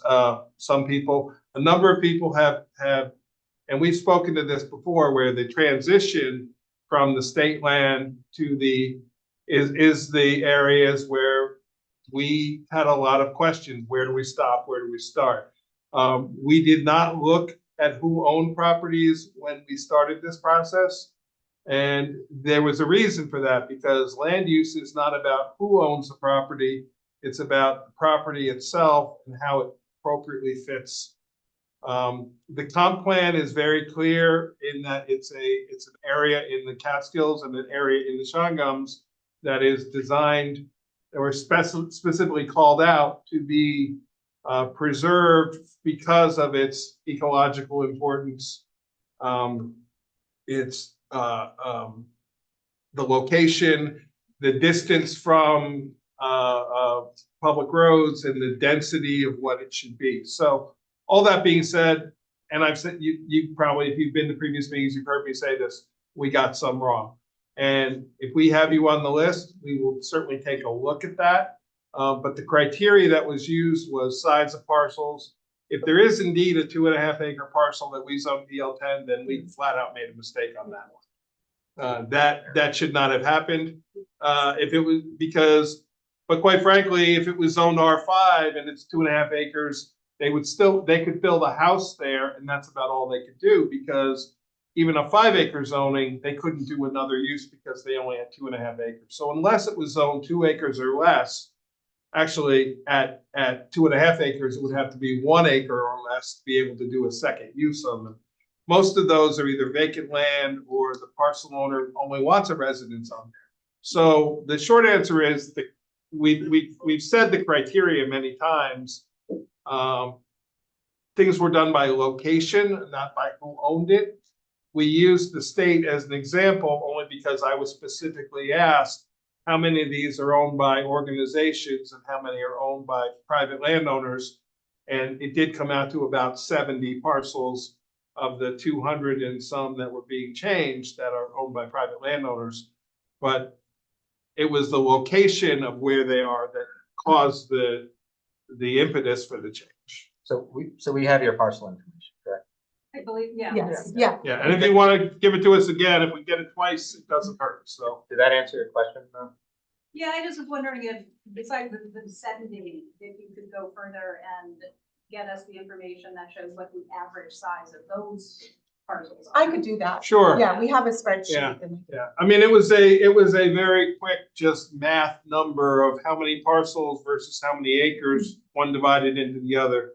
But we could break it down, and there's others that are put in conservation easements that are private conservation easements that the town doesn't know because we don't it's not something we're involved in, so it could be a private landowner or look like a private landowner, when in reality, it's in a conservation easement. So there was a bit of estimating in calculating that number.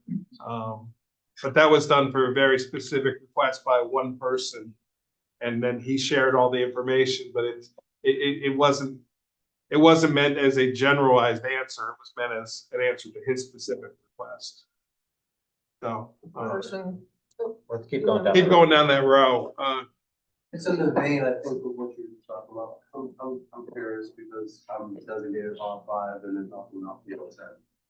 Not a specific lot, my lot specific question, but just more like a general. What are the, like, I've kind of heard it, but I'd like to just ask the question, maybe you can answer it, maybe you've already answered it.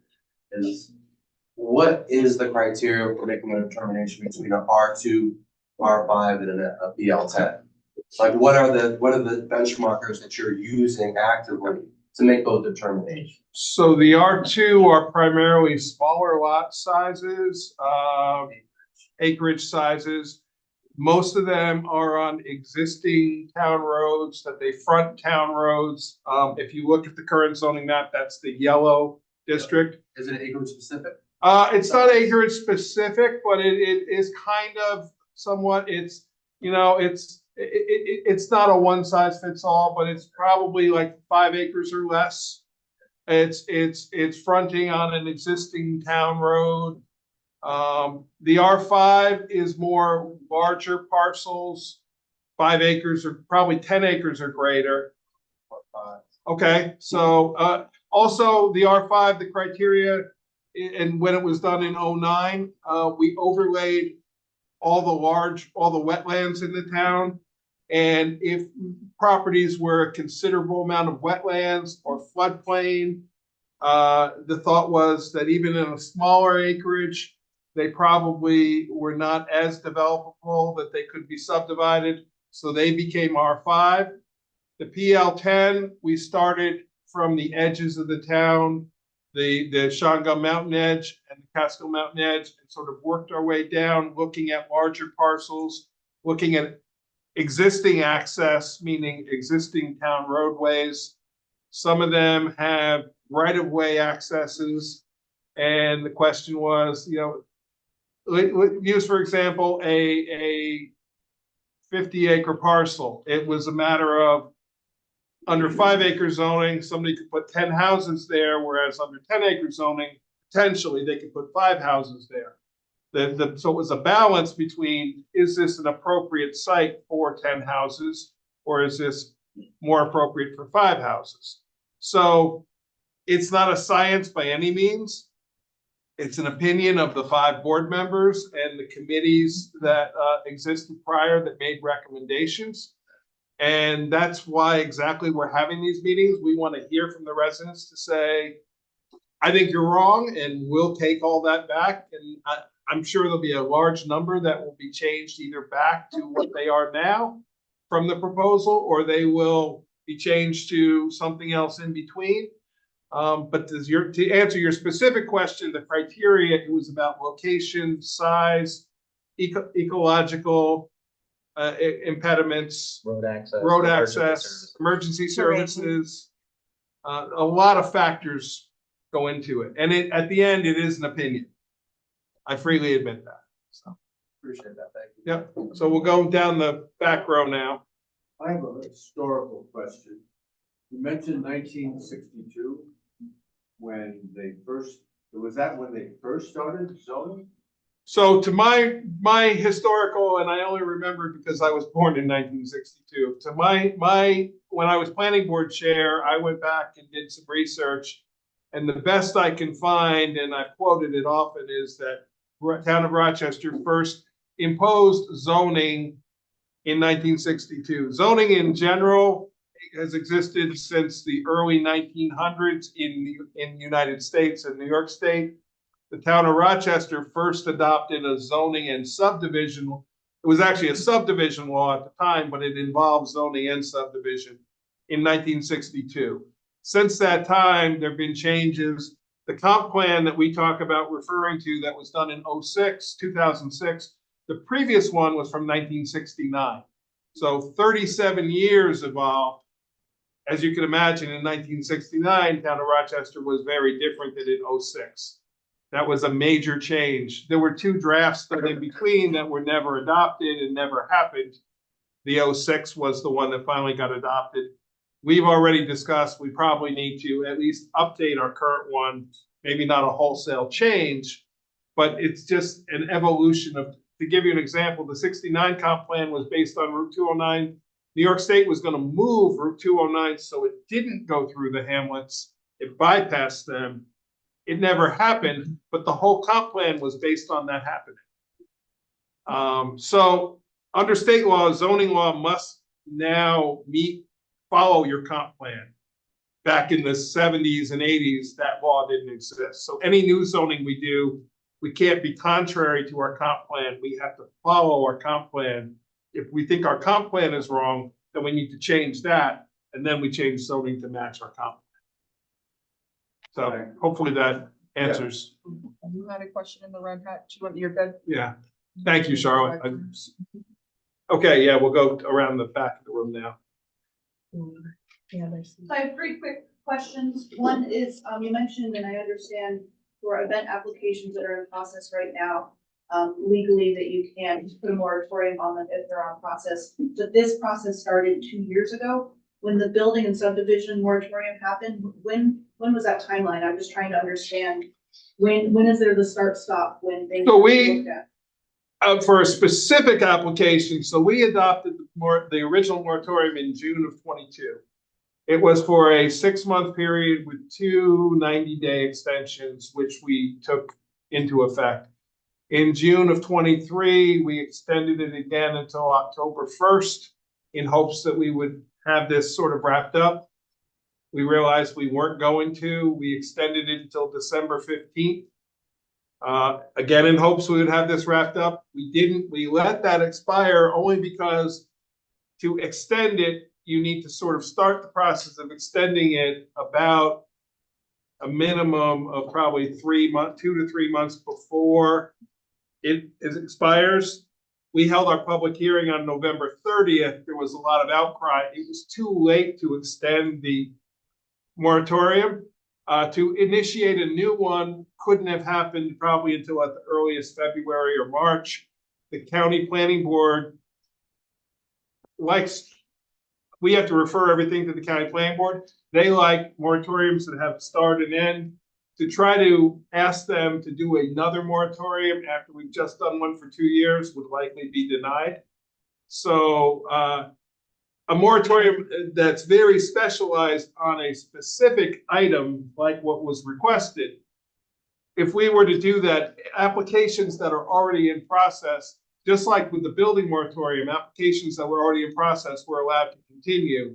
It was only on new applications that came out after June, whatever, 2022.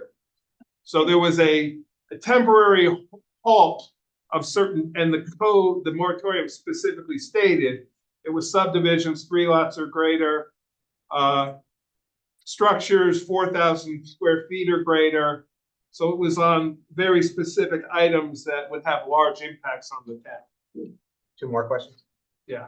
Yes, well, I might actually just shorten it to one more question. You've come up quite a bit today that there's quite a few changes from states and adjustments that need to be made. So we explained in the beginning that if there are any changes, that this has to restart the whole process. So that's what's going to happen, because it sounds like there are some things that were there's several issues that need to be addressed. Would that mean this is going to start over? I'm trying to. It restarts the referral process. So if enough changes are made, we have to refer to the county planning board. We refer to our own planning board, ag and markets. There's certain departments we're required to refer to. That is what starts over. If there's a significant enough change, it has to, yeah, it's. So the board will meet and take all these into consideration. And then it won't start over, but it will get a new, instead of local law 13 and 14 of 2023, it will get a new local law number. The local law process requires referrals, it requires a public hearing. We will likely do a public comment ability as part of that public hearing.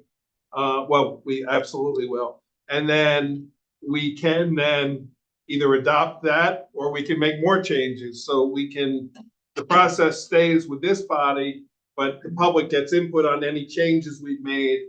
It's not that this is your only opportunity to input.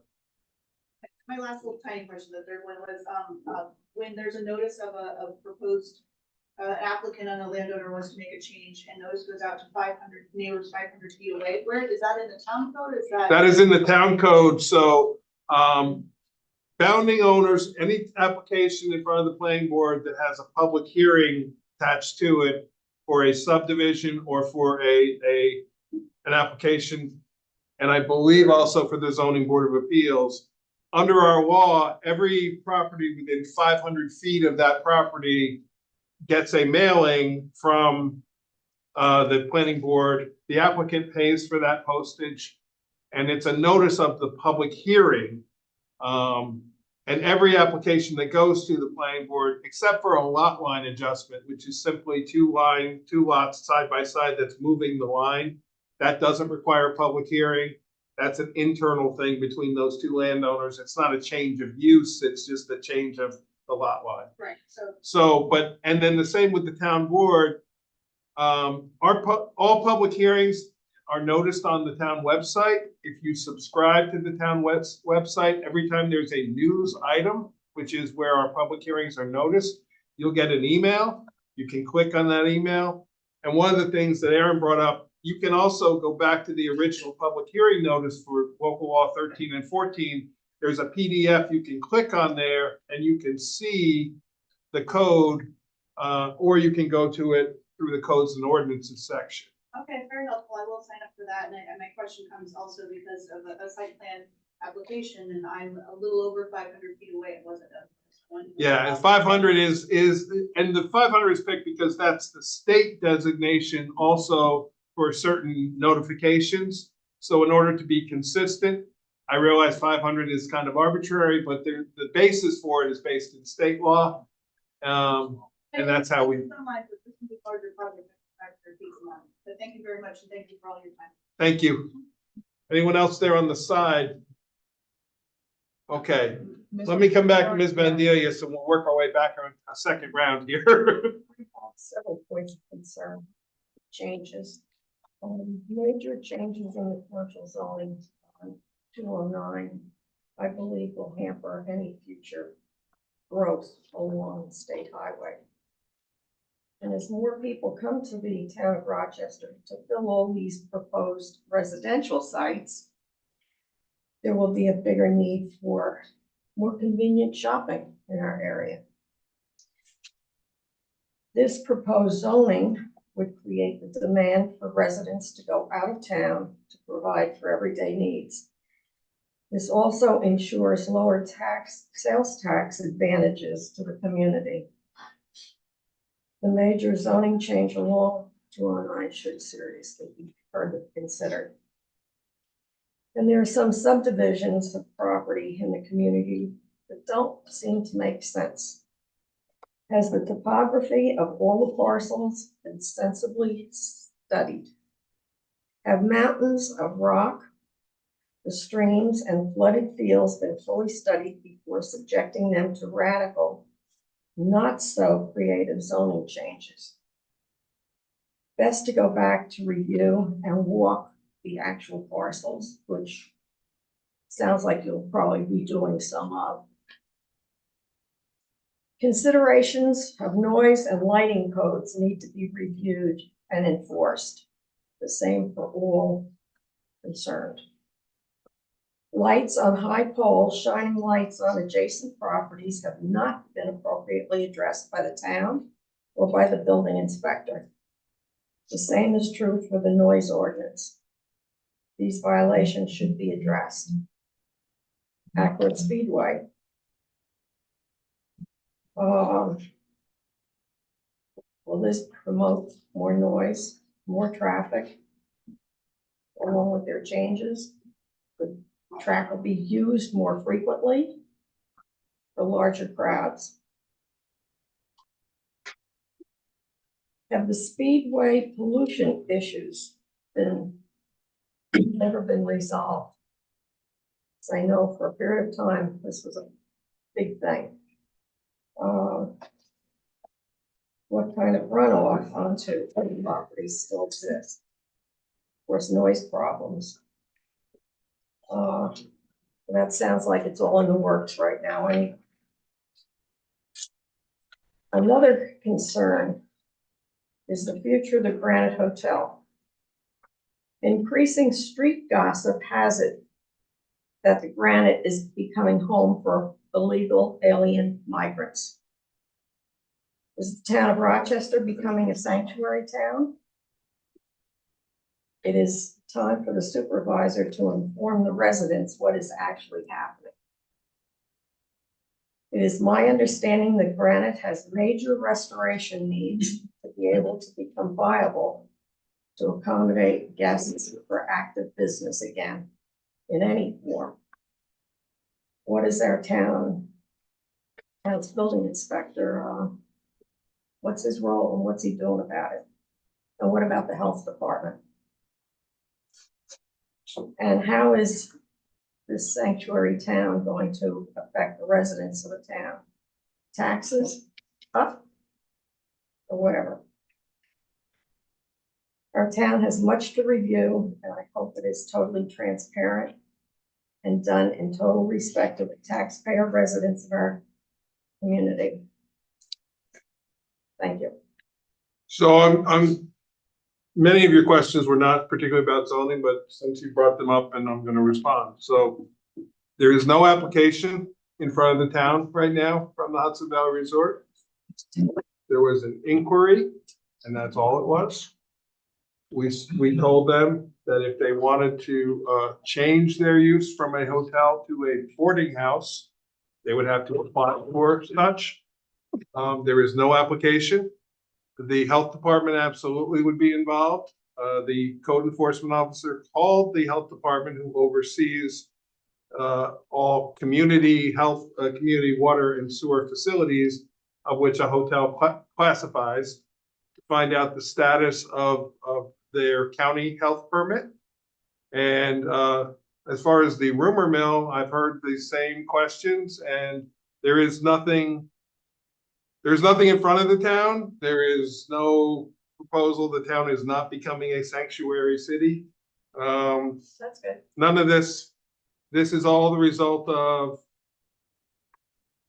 for lack of better polite way to put it, gossip of basically a phone call that was made, and the answer was, you have to apply for it if you want to do it.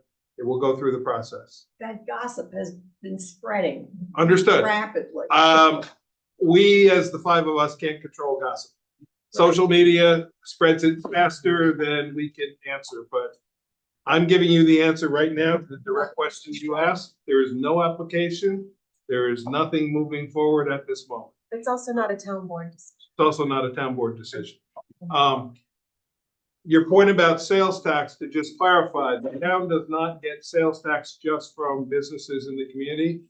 The county collects the sales tax. The county and the city have a shared agreement, and this goes back to ancient state law, the way it works.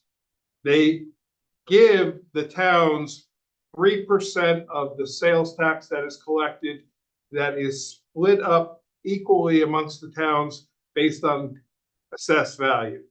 It's a very complicated formula. We do bring in about $300,000 a year in revenue from the county based on sales tax, approximately. That goes against our operating expenses. It's $300,000 that we don't have to collect in taxes. But just to clarify that more business in the community, right now we get more than we generate. Town of Ulster certainly, and New Paltz probably certainly get less than they generate. So the short answer is, under the current system, I'm not saying it's not good or bad, more business, but sales tax is not part of the criteria. Overall, absolutely. So, did you have any other questions that I can answer, or? No. Oh, and the racetrack, the DEC did clear the issue of the runoff several years ago. That was brought to their attention, and it was remediated and resolved to their satisfaction. No more pipes going on to other properties. That's the DEC's purview, and they told me it was remediated. So we only have authority over certain things, so I don't know if it is or isn't. I mean, You don't Yeah. worry about it, you just take their word. because the DC is the agency that has control over it. It's not that I don't worry about it.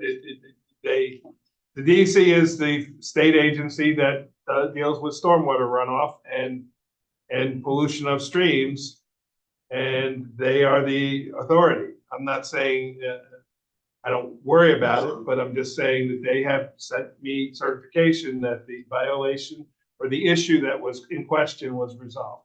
So like we've seen other mistakes made by the county and state, you can assume there could be mistakes. That's, sorry. This is not really a part of this discussion, sir. If you want to talk about this privately, we can. So, Well, with more use of the speedway, different uses. okay, understood. It just was pointed out to me, I did not get to that side of the room first, so thank you. Who are you pointing to? Only to my right. I'm okay on waiting, I can go Okay. last. Over there.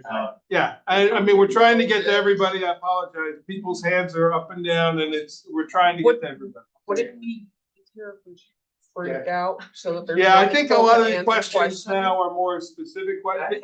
I don't have specific Okay. questions, so I would like to address them. Okay, General, pretty general. if anybody has general questions, we'll do those. If you have specific property questions, we do want to get into the breakout sections. So this is a general question with regard to new drafting. The terms used for commercial events in the new drafting, in the red lettering of the new draft. There is a cap for commercial events on 500 attendees. Correct. Also, I think it mentions a 2-year permit, so that someone would resubmit and if they want to continue to have commercial events.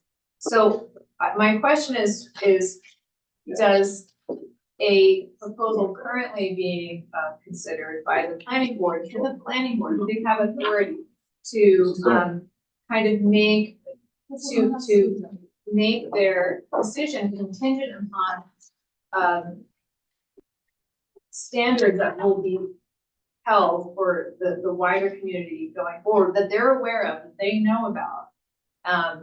Because it's in the drafting, we all know it's the standard going forward. So do they have the authority to make something, their approval contingent upon X, Y, or Z that may be the standard? So the short answer is no. They can only work with the adopted code. They are a review board, not a legislative board, so they can only work within the code they have. Now, any special use permit that they do can be for a period of time, a renewable special use. Bear in mind, renewable means that at the renewal, it can't be denied just because there's a change in the community's desires. It can be denied if the conditions of the original permit were not met. So a renewable permit can be issued at any time for a special use. When they grant one, they can grant it for, say, a 1-year period. At 1 year, a renewal would come back to the planning board for a review of have they met the criteria that was imposed. But the criteria can't be greater than what the code allows. They can only work within what they're offered. Now, in terms of attendance and things, they can't cap the attendance, but they can certainly require, say, for example, a traffic plan for how to get traffic onto the site. Traffic on a local road, while it's considered in the application, the local road is not under the control of the person who owns the property. The local road is managed by the town. The same with littering. Anybody driving up and down the road can throw garbage out, and I can tell you, we all see people do this all the time. It's not, we can't just assume it's a result of one activity. So they can't impose restrictions that the person can't manage. And regarding the roads, though, like for commercial event spaces, I think it's also in the language that they should be located along trucking routes. So I'm wondering if Zoning. This isn't about zoning, this isn't about the speedway. Zoning. I'm talking about She's talking about commercial events. I'm talking about, yeah, it's in zoning. So along the lines of, along the If we can lines let her speak, then we'll let you speak. of the current, I think it's in the current, code, She's asking and about current zoning, code where versus- there is language around commercial events that makes an approval contingent upon whether the space is along a trucking route. And I'm wondering if this board or the planning board, if they consult with the highway department, or if there's a map that shows the trucking routes. So we do not have designated trucking routes per se. It would have to be an official map. We do not have such. They do consult with the highway superintendent on use of roads. Often they consult with EMS, with fire. So let me get to these people who haven't spoken at all yet, and then I'll come back to you. So on this side, whoever, if somebody's, please. Terry Polino and Mike and I know one another for many, many years. And in fact, thank you, Mike, for the dates. And I think he kept my name out of it. I have no problem with my name being used. In asking that question as to the young lady up here about the properties in which this is the PL10 matter going from the R5. And I was one of those, Mike was another one of the members who sat on that committee on zoning, specifically for the zoning that we came out with. One of the other gentlemen, I think he left, from 2006 to 2009. And we changed from that 1 acre to the rural conservative conservation district to 5 acres. Zoning, and now we're looking at this preserved land district PL10. I'm gonna touch on some things I did not touch on previously. I missed the last meeting because I was under the knife on that day. And I'm gonna try to bear with dealing with that now and just state general things that, I'm sorry, but I have to, if you will, contradict what I'm hearing. And I'll get right into those. Like you had said, that the state law dictates over what the towns, what we come up with. And I remember how we had to go through that review process when all of that, when we came out with the comprehensive plan and so forth. And there were a lot of objections, and I brought that up in the first meeting or second, in which we were in fact threatened with lawsuits. And I would hope that we don't have to go through that again, because it costs all of us in the town that money to fight those things.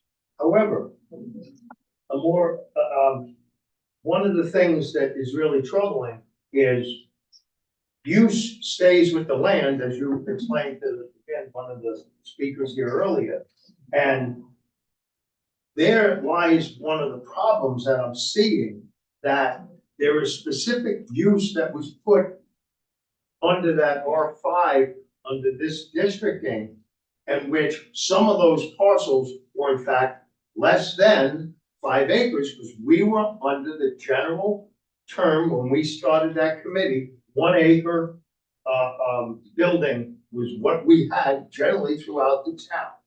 And now we're seeing these things upgraded, and the woman up in the front row there, I appreciate that when we're talking about, this is gonna cost us financially, because you're now changing what we can do with that property to increase it from, it's tough enough having to own 5 acres at the cost of property today. To increase that to 10 acres is just obscene. That's the word I'll use. And those properties, and I know because the gentleman happens to be Cindy's and our neighbor, he's got two plus acre parcels there. And both of those, one has his house on it, but with multiple children and family, he's got a separate parcel. When he bought those two, he has that option to build or to extend or something with that other parcel. That's being taken away, not based on what Mike You said that it stays with the property, but by what's gonna happen when this zoning takes place, and it now makes it mandatory to have 10 acres, and then you can only use, from what I'm also following, 10% of that. Now it cuts it down, you can only build on 1 acre of the 10 acre. I wanna add, Cindy, thank you. This is really interesting, before I even touch on this document from the state of New York, from the DEC, ordering me as a property owner all the way back to the mid-1980s when I bought one of those properties, ordering me what I can and can't do with those properties. And I have to say, I don't understand how this even took place with the map, because I was sent this letter, we were sent this letter for SBL 60.4-1-9. And the designation was gonna change from R5 conservation to a PL10 preserved land, okay? Well, that's interesting, because that one parcel, which happens to be 20.1 acres, is in fact part of, as far as my property ownership goes, directly adjacent to 60.4-1-7.1, as well as 60.4-17.2. And those two properties, which are separated, in which I did legally and properly, to a 6.3 acre parcel and a 3.7 acre parcel, those were completely done, have the surveys done to show the two different parcels and so forth. None of those, neither of those, even though they are adjacent to the 20.1 acre parcel that I was notified on, those two parcels don't even come into question. And here it is, I'm gonna fall on my own sword here by now saying, oh crap, did I tell the 5 of you maybe too much? Because now you're gonna add that? I hope I'm being facetious, but my whole point, so let me finish, Mike. My whole point is, this absolutely needs to go back. And I appreciate having a new member, not that I have anything against, what's the former member, which place you're taking. But again, I'm married to a 5-year veteran of that very board. And so I appreciate when Cindy explained some of the stuff that she went through on that board and working with the planning board and so forth. But the point is, for what I'm hearing here, and I'm trying to keep this just to the whole zoning thing, I'm dealing with already, all of us, any of us who has any land, of which was also brought up about how much of this land. And I know one of my neighbors, and I spoke to that person just a few hours ago. What I'm dealing with, what all of us are dealing with, is this, because this document is something we have to abide by. What is this Sent registered mail from the state of New York, Department of Conservation, so designating, this letter is to notify you of the freshwater wetland map. Your county has been officially filed, and Article 24 and blah, blah, blah, and all that technical stuff. And this started off in 1975, but it was not made, in fact, it did not come into existence until I believe it was 86 is when, and they had to go through, they went through like 10 years, from 1977 to 1987. They went through and the Bly, Atwood, the swamp up there, in which the wetlands I'm talking about. Let me tell you something. It is hard enough to deal with, and I said this when we worked together, owning also a mine, the shale mine, up across from that racetrack. What we have to deal with, and I believe Mr. Courtwright, Frank Courtwright, said what he had to do as a business owner was tough enough in dealing with the permitting and so forth, to simply sell stone and to do mining according to what everyone needs if you're gonna build a house. I could tell you, I am grandfathered because I bought this particular property adjacent to the property, again, not listed, on my cabin property. And that property shows an existence of what was there when this map came out. This is my proof right here that I can still do something with that property, which would not, there's nothing to do with any of what you guys are gonna do. It would not be permissible if I tried to do it today, because this predated that map that they came out. It's the only reason why I'm able to do something. So, but I'm already having to fit under the criteria of the setbacks and all these things. And one of those things that would really be a problem involving this, I wrote this down so I wouldn't forget it. Excuse me. Alex Morris brought this up at one of the first meetings we had, the 75-foot setback from 50 feet. If I don't get a permit in now before that happens, guess what? I don't have at 74 feet. I need that 50 foot because I have to already abide by the state law under the Wetlands Act to build something there. And none of this is for me. It's for my wife and my daughter, for my family. And that's what we're all here for, is that we simply want to be able to transfer what we worked hard for, what we paid far more, as I said in the earlier meeting, I paid far more in taxes than I paid for all the property I own. And I only own a grand total of 40 acres in the whole town, if that. But I paid more in taxes in 10 years than I owned in 50 years. I beg you, I beg all of you, think really hard about what you're doing, because it's not just these people in this room, it's the people in this town that could be destroyed by an act, and it's not going to the zoning or otherwise. The last thing, I leave it at this. Will you please accept, if there was any thought of not, will you leave it open, because I'm going to put in writing all of these things. But I've had a little bit of some issues medically over the last few weeks. And yesterday was a horrible one of losing two dear friends, one from 9/11 and the other from just the horrors of cancer. And so I beg you to just keep it open, that we can still send in our So comments. Jerry, everything is still 100% open. So to respond to your couple of your things. Wetlands are controlled 100% by either New York State or the Army Corps of Engineers, depending on if they're a federal wetland or they're a state wetland.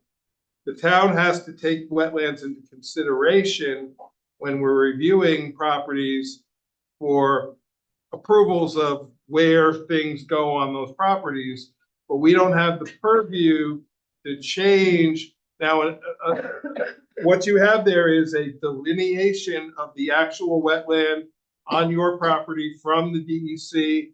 That was done at that time. Absolutely agree. The wetlands, when you look at a wetlands map, they are an approximation. When somebody wants to do a project on a parcel, either the applicant or the DEC or whoever who is certified to go out and delineate goes out and maps out on the map where the wetlands are. Whatever that answer is, and once that's certified, town follows that. Part of what you're saying is exactly why we're looking at some of these to change them to PL10, because a large portion of the property greater than 10 acres is indeed wetlands. And the Fly area where you live has been identified as a critical environmental. We have not designated it as such, which is the official designation, but it is very important to the town of Rochester in that a lot of our water that we all drink flows in from that area. So that is why that area was looked at. The question about the smaller size lots, clearly a 5-acre zoning, and if a parcel is 6.5 acres, it's already not subdividable. It only can have one use because it doesn't have 10 acres or greater. So that's why those smaller parcels were not rezoned. They were left at R5. There were a small number of them up there, they're already sort of self-limiting under the 5-acre zoning, so there was no reason to designate them as PL 10. The larger than 20 acres, and I admit there were some that were probably 10, 12 acres that were rezoned. But see, this was the basis for it. We definitely have you on the list to look at. We're gonna take a hard look at this. We hear your thoughts and concerns, but and any currently approved uses are allowed to continue grandfathered in. It's just for, this would be, the zoning change would be for future uses from this point on. So hopefully that answers some of your concerns. We've got you on the list. We're gonna take a hard look at it. And I appreciate you coming back and asking all the questions you've been asking, because I know you were involved in the first process. We served on the same board together. Let me get Mr. Dawson, who hasn't spoken yet. First, I want to thank you guys for being transparent as much as possible and tolerating me and many other people that can get excited. I do want to touch base on process. So from this moment on, the way I believe it, the way Mr. Coleman said that you guys will review it, you'll make a new map, you'll resubmit it, and there'll be more public hearings. That's good news, okay? You should have said that a little louder, because that's a good thing. And the other item is, I'd appreciate if you look at the PL10s and the businesses and different things, because I picked out 20 where it's the problem. The problem lies in classification. When you go in, if you happen to have a 5-acre parcel, or say a 3-acre parcel that was miszoned as PL10, then you go into Jerry's office, the first thing you do when you get a building permit, you get classified. They say, well, you're this. So now you have to adhere to the setbacks, everything that's in that PL10. Even though you still build a single home there, now your setbacks change, things change. So the parcels that are, and it, you know, whether you look at them individually or not, the parcels that are miszoned, even some of the B district, there are some places that are just homes and they don't even know they're business district, but they're business. They want to be business. It was a mistake, and they're not here because they don't know, because they weren't taken out of business, and they're still going to be business. Just as there is the opposite, where there's people that want to stay there, or they're not, and they should have been, or they are, and they're not. So just take a close look. I'll probably work on it when I'm in between, same thing, operations, and pick out some and give you my feedback on those parcels. But thank you for trying to do the right thing. Okay? Appreciate hearing that. Thank you. So, anyone else who hasn't spoken yet, and then we'll, yes. Thank you for doing this. And I just wanted to make a quick comment about enforcement. I think it's great you're bringing on more enforcement. And I think that there can't be a moratorium perhaps, but I think it could be really important and good to have formalization and standardization of the rules, the code rules, you know, including lighting, noise, short-term rentals, etc., and that there's really put into place a plan, a robust plan, not only for enforcement, but also for complaints which are made, and how that person is not just making a complaint into a black hole, and that there's a process by which they can know whether that complaint's been addressed and what will be the ramifications of it. So I'm just putting in a pitch for that. Understood. We'll work with our attorney to find out how we can respond back to complaints. Because the rules are only as good as they can be. Understood. So for people who are curious, the current complaint process is, it can be made to it's in our zoning code. It can be made to the code enforcement officer. We ask that it be in writing. It can be, though, the person can request that their name be withheld from it, but we still need it to be in writing, and that's because if it's just a verbal, then it's our code enforcement officer's interpretation of what he heard versus, so that's why it must be in writing. People's names can be redacted and protected. So the complaint is seen, but not the person's name. Certainly, though, a neighbor-to-neighbor situation it may sometimes become obvious who it is, so from the complaint. So I'll leave it at that. So, please. Hey, thank you. I have 2 points to make. Oh. Brief. It's okay. Sorry. Go ahead. No, sir, go ahead. Go ahead. I'm sorry. I just. No, you guys were talking at the You same time. both were raising their hand at the same time and I pointed, so. Go ahead, sir, please.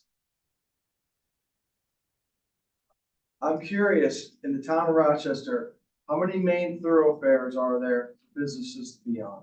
209, correct? That's probably the main one. 209 is our business district. It's the main road. It's where all the businesses are. It's where you get gas, you get whatever you gotta get, groceries.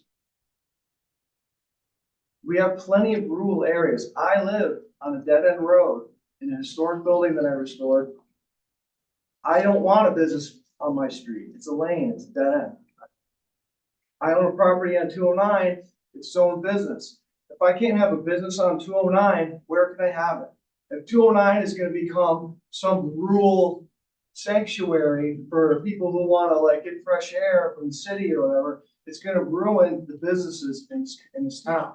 You can't change 209's business districts to residential because there's nowhere else to go. We need to make money. Those of us that are in here that have businesses or want to have businesses on 209 that own properties or own business, it's not right because there's a house or two here and there, but those people can say, well, I have a house here. I don't want businesses by me. If you buy a house on 209 in between a gas station and an equipment shop, in a dispensary or whatever it is, then okay, you're in a business district. We're not gonna change all the zoning for all the businesses because there's somebody with a house or two people with a house. So I'm just frustrated that I have nowhere else to go then. And you know, where can I have it? Where can I have a business? Tell me where. If I can't have it on 209, where can I have it? So the short answer is there are other places, Sampsonville Road. With the same amount of traffic? Well, so No, I think.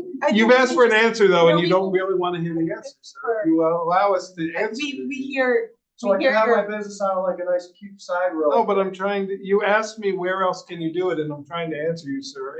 I understand you may not like the answer, but you asked me a question, I'm trying to answer. Your point has been made, we've heard it, we've all heard it, we're going to take another look at it. It's not gonna change instantaneously here, we're going to discuss it, so we. Okay. And nothing has changed. And I You're have still one more done thing, with that's not contentious, I just Yeah. want to say one more thing. If there is a proposed business, all right, let's say you want to change the zoning on a property on 209, but directly across the street, you're entertaining putting a large business in. Does that seem, is it okay to change the zoning for a property right across the street from another property that's obviously not residential, that's gonna remain business? Did that property get a letter saying you're gonna change that to residential or no? We did not, because that property currently, It was vacant, it was abandoned. but it was still previously to that a business. Whereas the property that you're talking about, Well, we're talking zoning, you know, we're not talking about what is and what could. We're talking about zoning. There's zone sir, business on. you apparently don't, I'm trying to answer you, but you keep Okay. cutting me off every 30 seconds. All right, So, go ahead. no, I'm just trying to tell you how we arrived at the process. We understand you disagree with it. We have taken your information. This is about a specific property, We're probably not talking instead about of, specific property on 209. If a property on one side of the street is zone business and the one across the street is zone business, you change the one to residential, but you leave the other one business and a big business opens there. I don't because what I'm understand trying to the say fairness. is, sir, we looked at existing use and previous use of the property. The So one, don't look into the future though. I think at this point, yeah, we've heard. yeah, we've heard your comment. We only have about a half hour left, that two Yeah, of us we are really need available to get- here to be able to talk to everyone. No, you didn't cut them off. No, but he's. But I don't have an trying to answer your for you that question. I'm trying to It's answer, better and for when we you break don't out like and the wanna talk answer, to and I you. don't know what else. I don't like the answer, I just wanna know, like, how do you arrive at that? But I've told you, we looked at the current use, previous use. I understand you disagree with the opinion we arrived at, but I'm telling you how we arrived at it. We looked at current use, we looked at previous use, we looked at, and the property that you are speaking about is next to other residential properties, and it was used residentially previously. It is not currently used a business. In our review, it has not been a business, to my knowledge, for, if it ever was, for quite some time. And it looks like a house, it could be a house, and that was the reason for it. We hear your particular complaint, and we have you on the list. We will review it, and we will. So if it looks like a house, it is a house, is that what you mean? No, I think we're, right So you're now, twisting my words. No, you said it Well, looks like a house. I'm telling you. this was a draft. Yeah, Yeah. this was a draft. Yeah. And we completely hear what you're saying. This was a draft.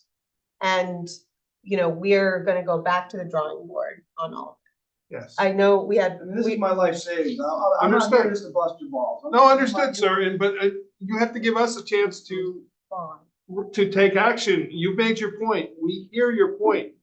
It's not gonna change instantaneously. We're gonna meet, we're gonna talk about all these things in public meeting.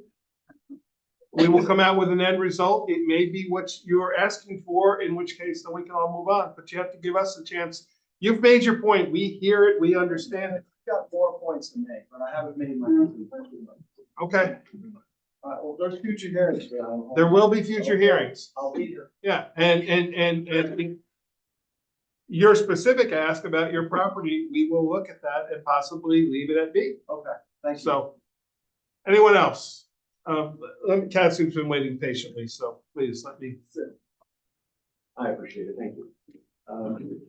First of all, I recognize this is a challenge for everybody. And you all have been doing this for at least 2 years, I believe. And it's a lot of work. And thank you, first of all. But Mike, also thank you for making the time to actually answer the questions. I know you don't have to in public hearings otherwise, so I do appreciate it. And I'm not here for a confrontation or a quarrel. I don't have one because I'm happy to speak directly to you or anybody else in the field. However, on certain things as represented in the current draft, if it may be, I understand it's a living, breathing document at this point. I'm not sure if it's viewed as such at this point. Therefore, please take these, what I say, as a suggestion rather than anything else. Can I ask who, viewed by who, though? That's the clarification. Okay. Yeah. Well, the community. Okay. The community. And because of a lot of discussions in the reviews and a lot of discussions we have had both locally and outside, and some people received the letters, some people did not. However, if you think about the amount of changes and the uses that are being redefined, if you may, or being added, those are substantial to impact everybody, not just the 500 or so parcels. Even if you change one specific thing under a certain zoning, all the houses or all the land parcels in those zone or that zone are impacted. Even if it's a minor change or something that may not be even relevant for us. The second, so I would highly recommend that whatever the next stage or phase of this is going to be, I would highly recommend thinking about a broader way of reaching the community and explaining that here are some things that need fixing. Here are certain things that might need augmentation, which is a different topic. However, more importantly, the reason I say these things is because I feel that it puts the town at a significant exposure of litigation. I've mentioned this earlier as well, because it doesn't seem like a lot of people are happy. So I'll use one example. That's why there was a slide on zoning and taxes. I have not seen any empirical evidence for any of the proposed changes at all. And I do not know if it exists or not, such that people can make an informed decision by looking at the same analysis or empirical evidence as well. Zoning and taxes. I completely disagree. I don't know where it stems from, but completely disagree because it's a very strong word, correlated. Correlation stems from some analysis. I would love to see why they are not correlated, because I believe the lady in the front row, Becky, I believe actually, yes, she had the exact same point that I wanted to state earlier. Your assessed value is compared to the market values of the like properties. And it may not be her point. But once you change the zoning, that is also going to define your comps. And that is what changes your value. So it is correlated actually in certain ways. It may not have a perfect correlation. That, the word was direct correlation. I said that they were related, but there wasn't. I'm not. Yeah, but let's let you Yeah. finish your point and then we'll respond, because there's a couple things that, yeah, please. Yeah, because we really, if you can, we So I understand think your if point. Someone wants to respond separately after he's done speaking, they Yeah. can, You but we don't should have to break out. respond to this You'll at later. all. My Okay. step is, I would really review the way things have been presented and observed, because a lot of things actually are impacting the whole town, not just a few citizens. Right. I do want to just clarify though, a letter for this meeting and the previous meeting was sent out in the tax bills to every person who owns property, got their tax bill, and there was a letter. The initial letters were sent out to only the property changes. The second letter was sent out to everybody who got a tax bill. So, and we have had 2 more meetings since then, including this one. So we have notified the entire public. We do the best we can to get. We can only get information out as much as people want to get the information. So with that, we really need to break down into private groups. I'm happy to talk to anybody individually. Yep, Mr. Tapper, and let's be the last question. It's probably a multi-part question, and I'm not sure which part I should ask first to make better sense of the question. But anyway, is there, I guess you would call it a sunset law, either in town law or in the zoning law, that if a business has existed on a certain parcel for X number of years, let's say it's been in existence for 30, 40 years, but it hasn't been used in the last 20, is there, again, I use the phrase a sunset law, where that parcel's site plan approval is nullified and no longer in existence? The short answer is yes. And you know what, Pam? I don't know the time frame, but we can look it up for Second, second part of that question would be the site plan. It's fine, looked it up last. you. I'm sorry, I think it's 5 years. It is, we looked it up at the last So the information second session. part of that question would be site plan approval for that parcel and that business. So if the sunset and laws comes into effect, and so that parcel is no longer effectively a business, they would have to come in for another site plan approval. It's not that they're no longer a business, it's that the current approval expires because it's no longer being used. Okay. So and- it's not as simplistic.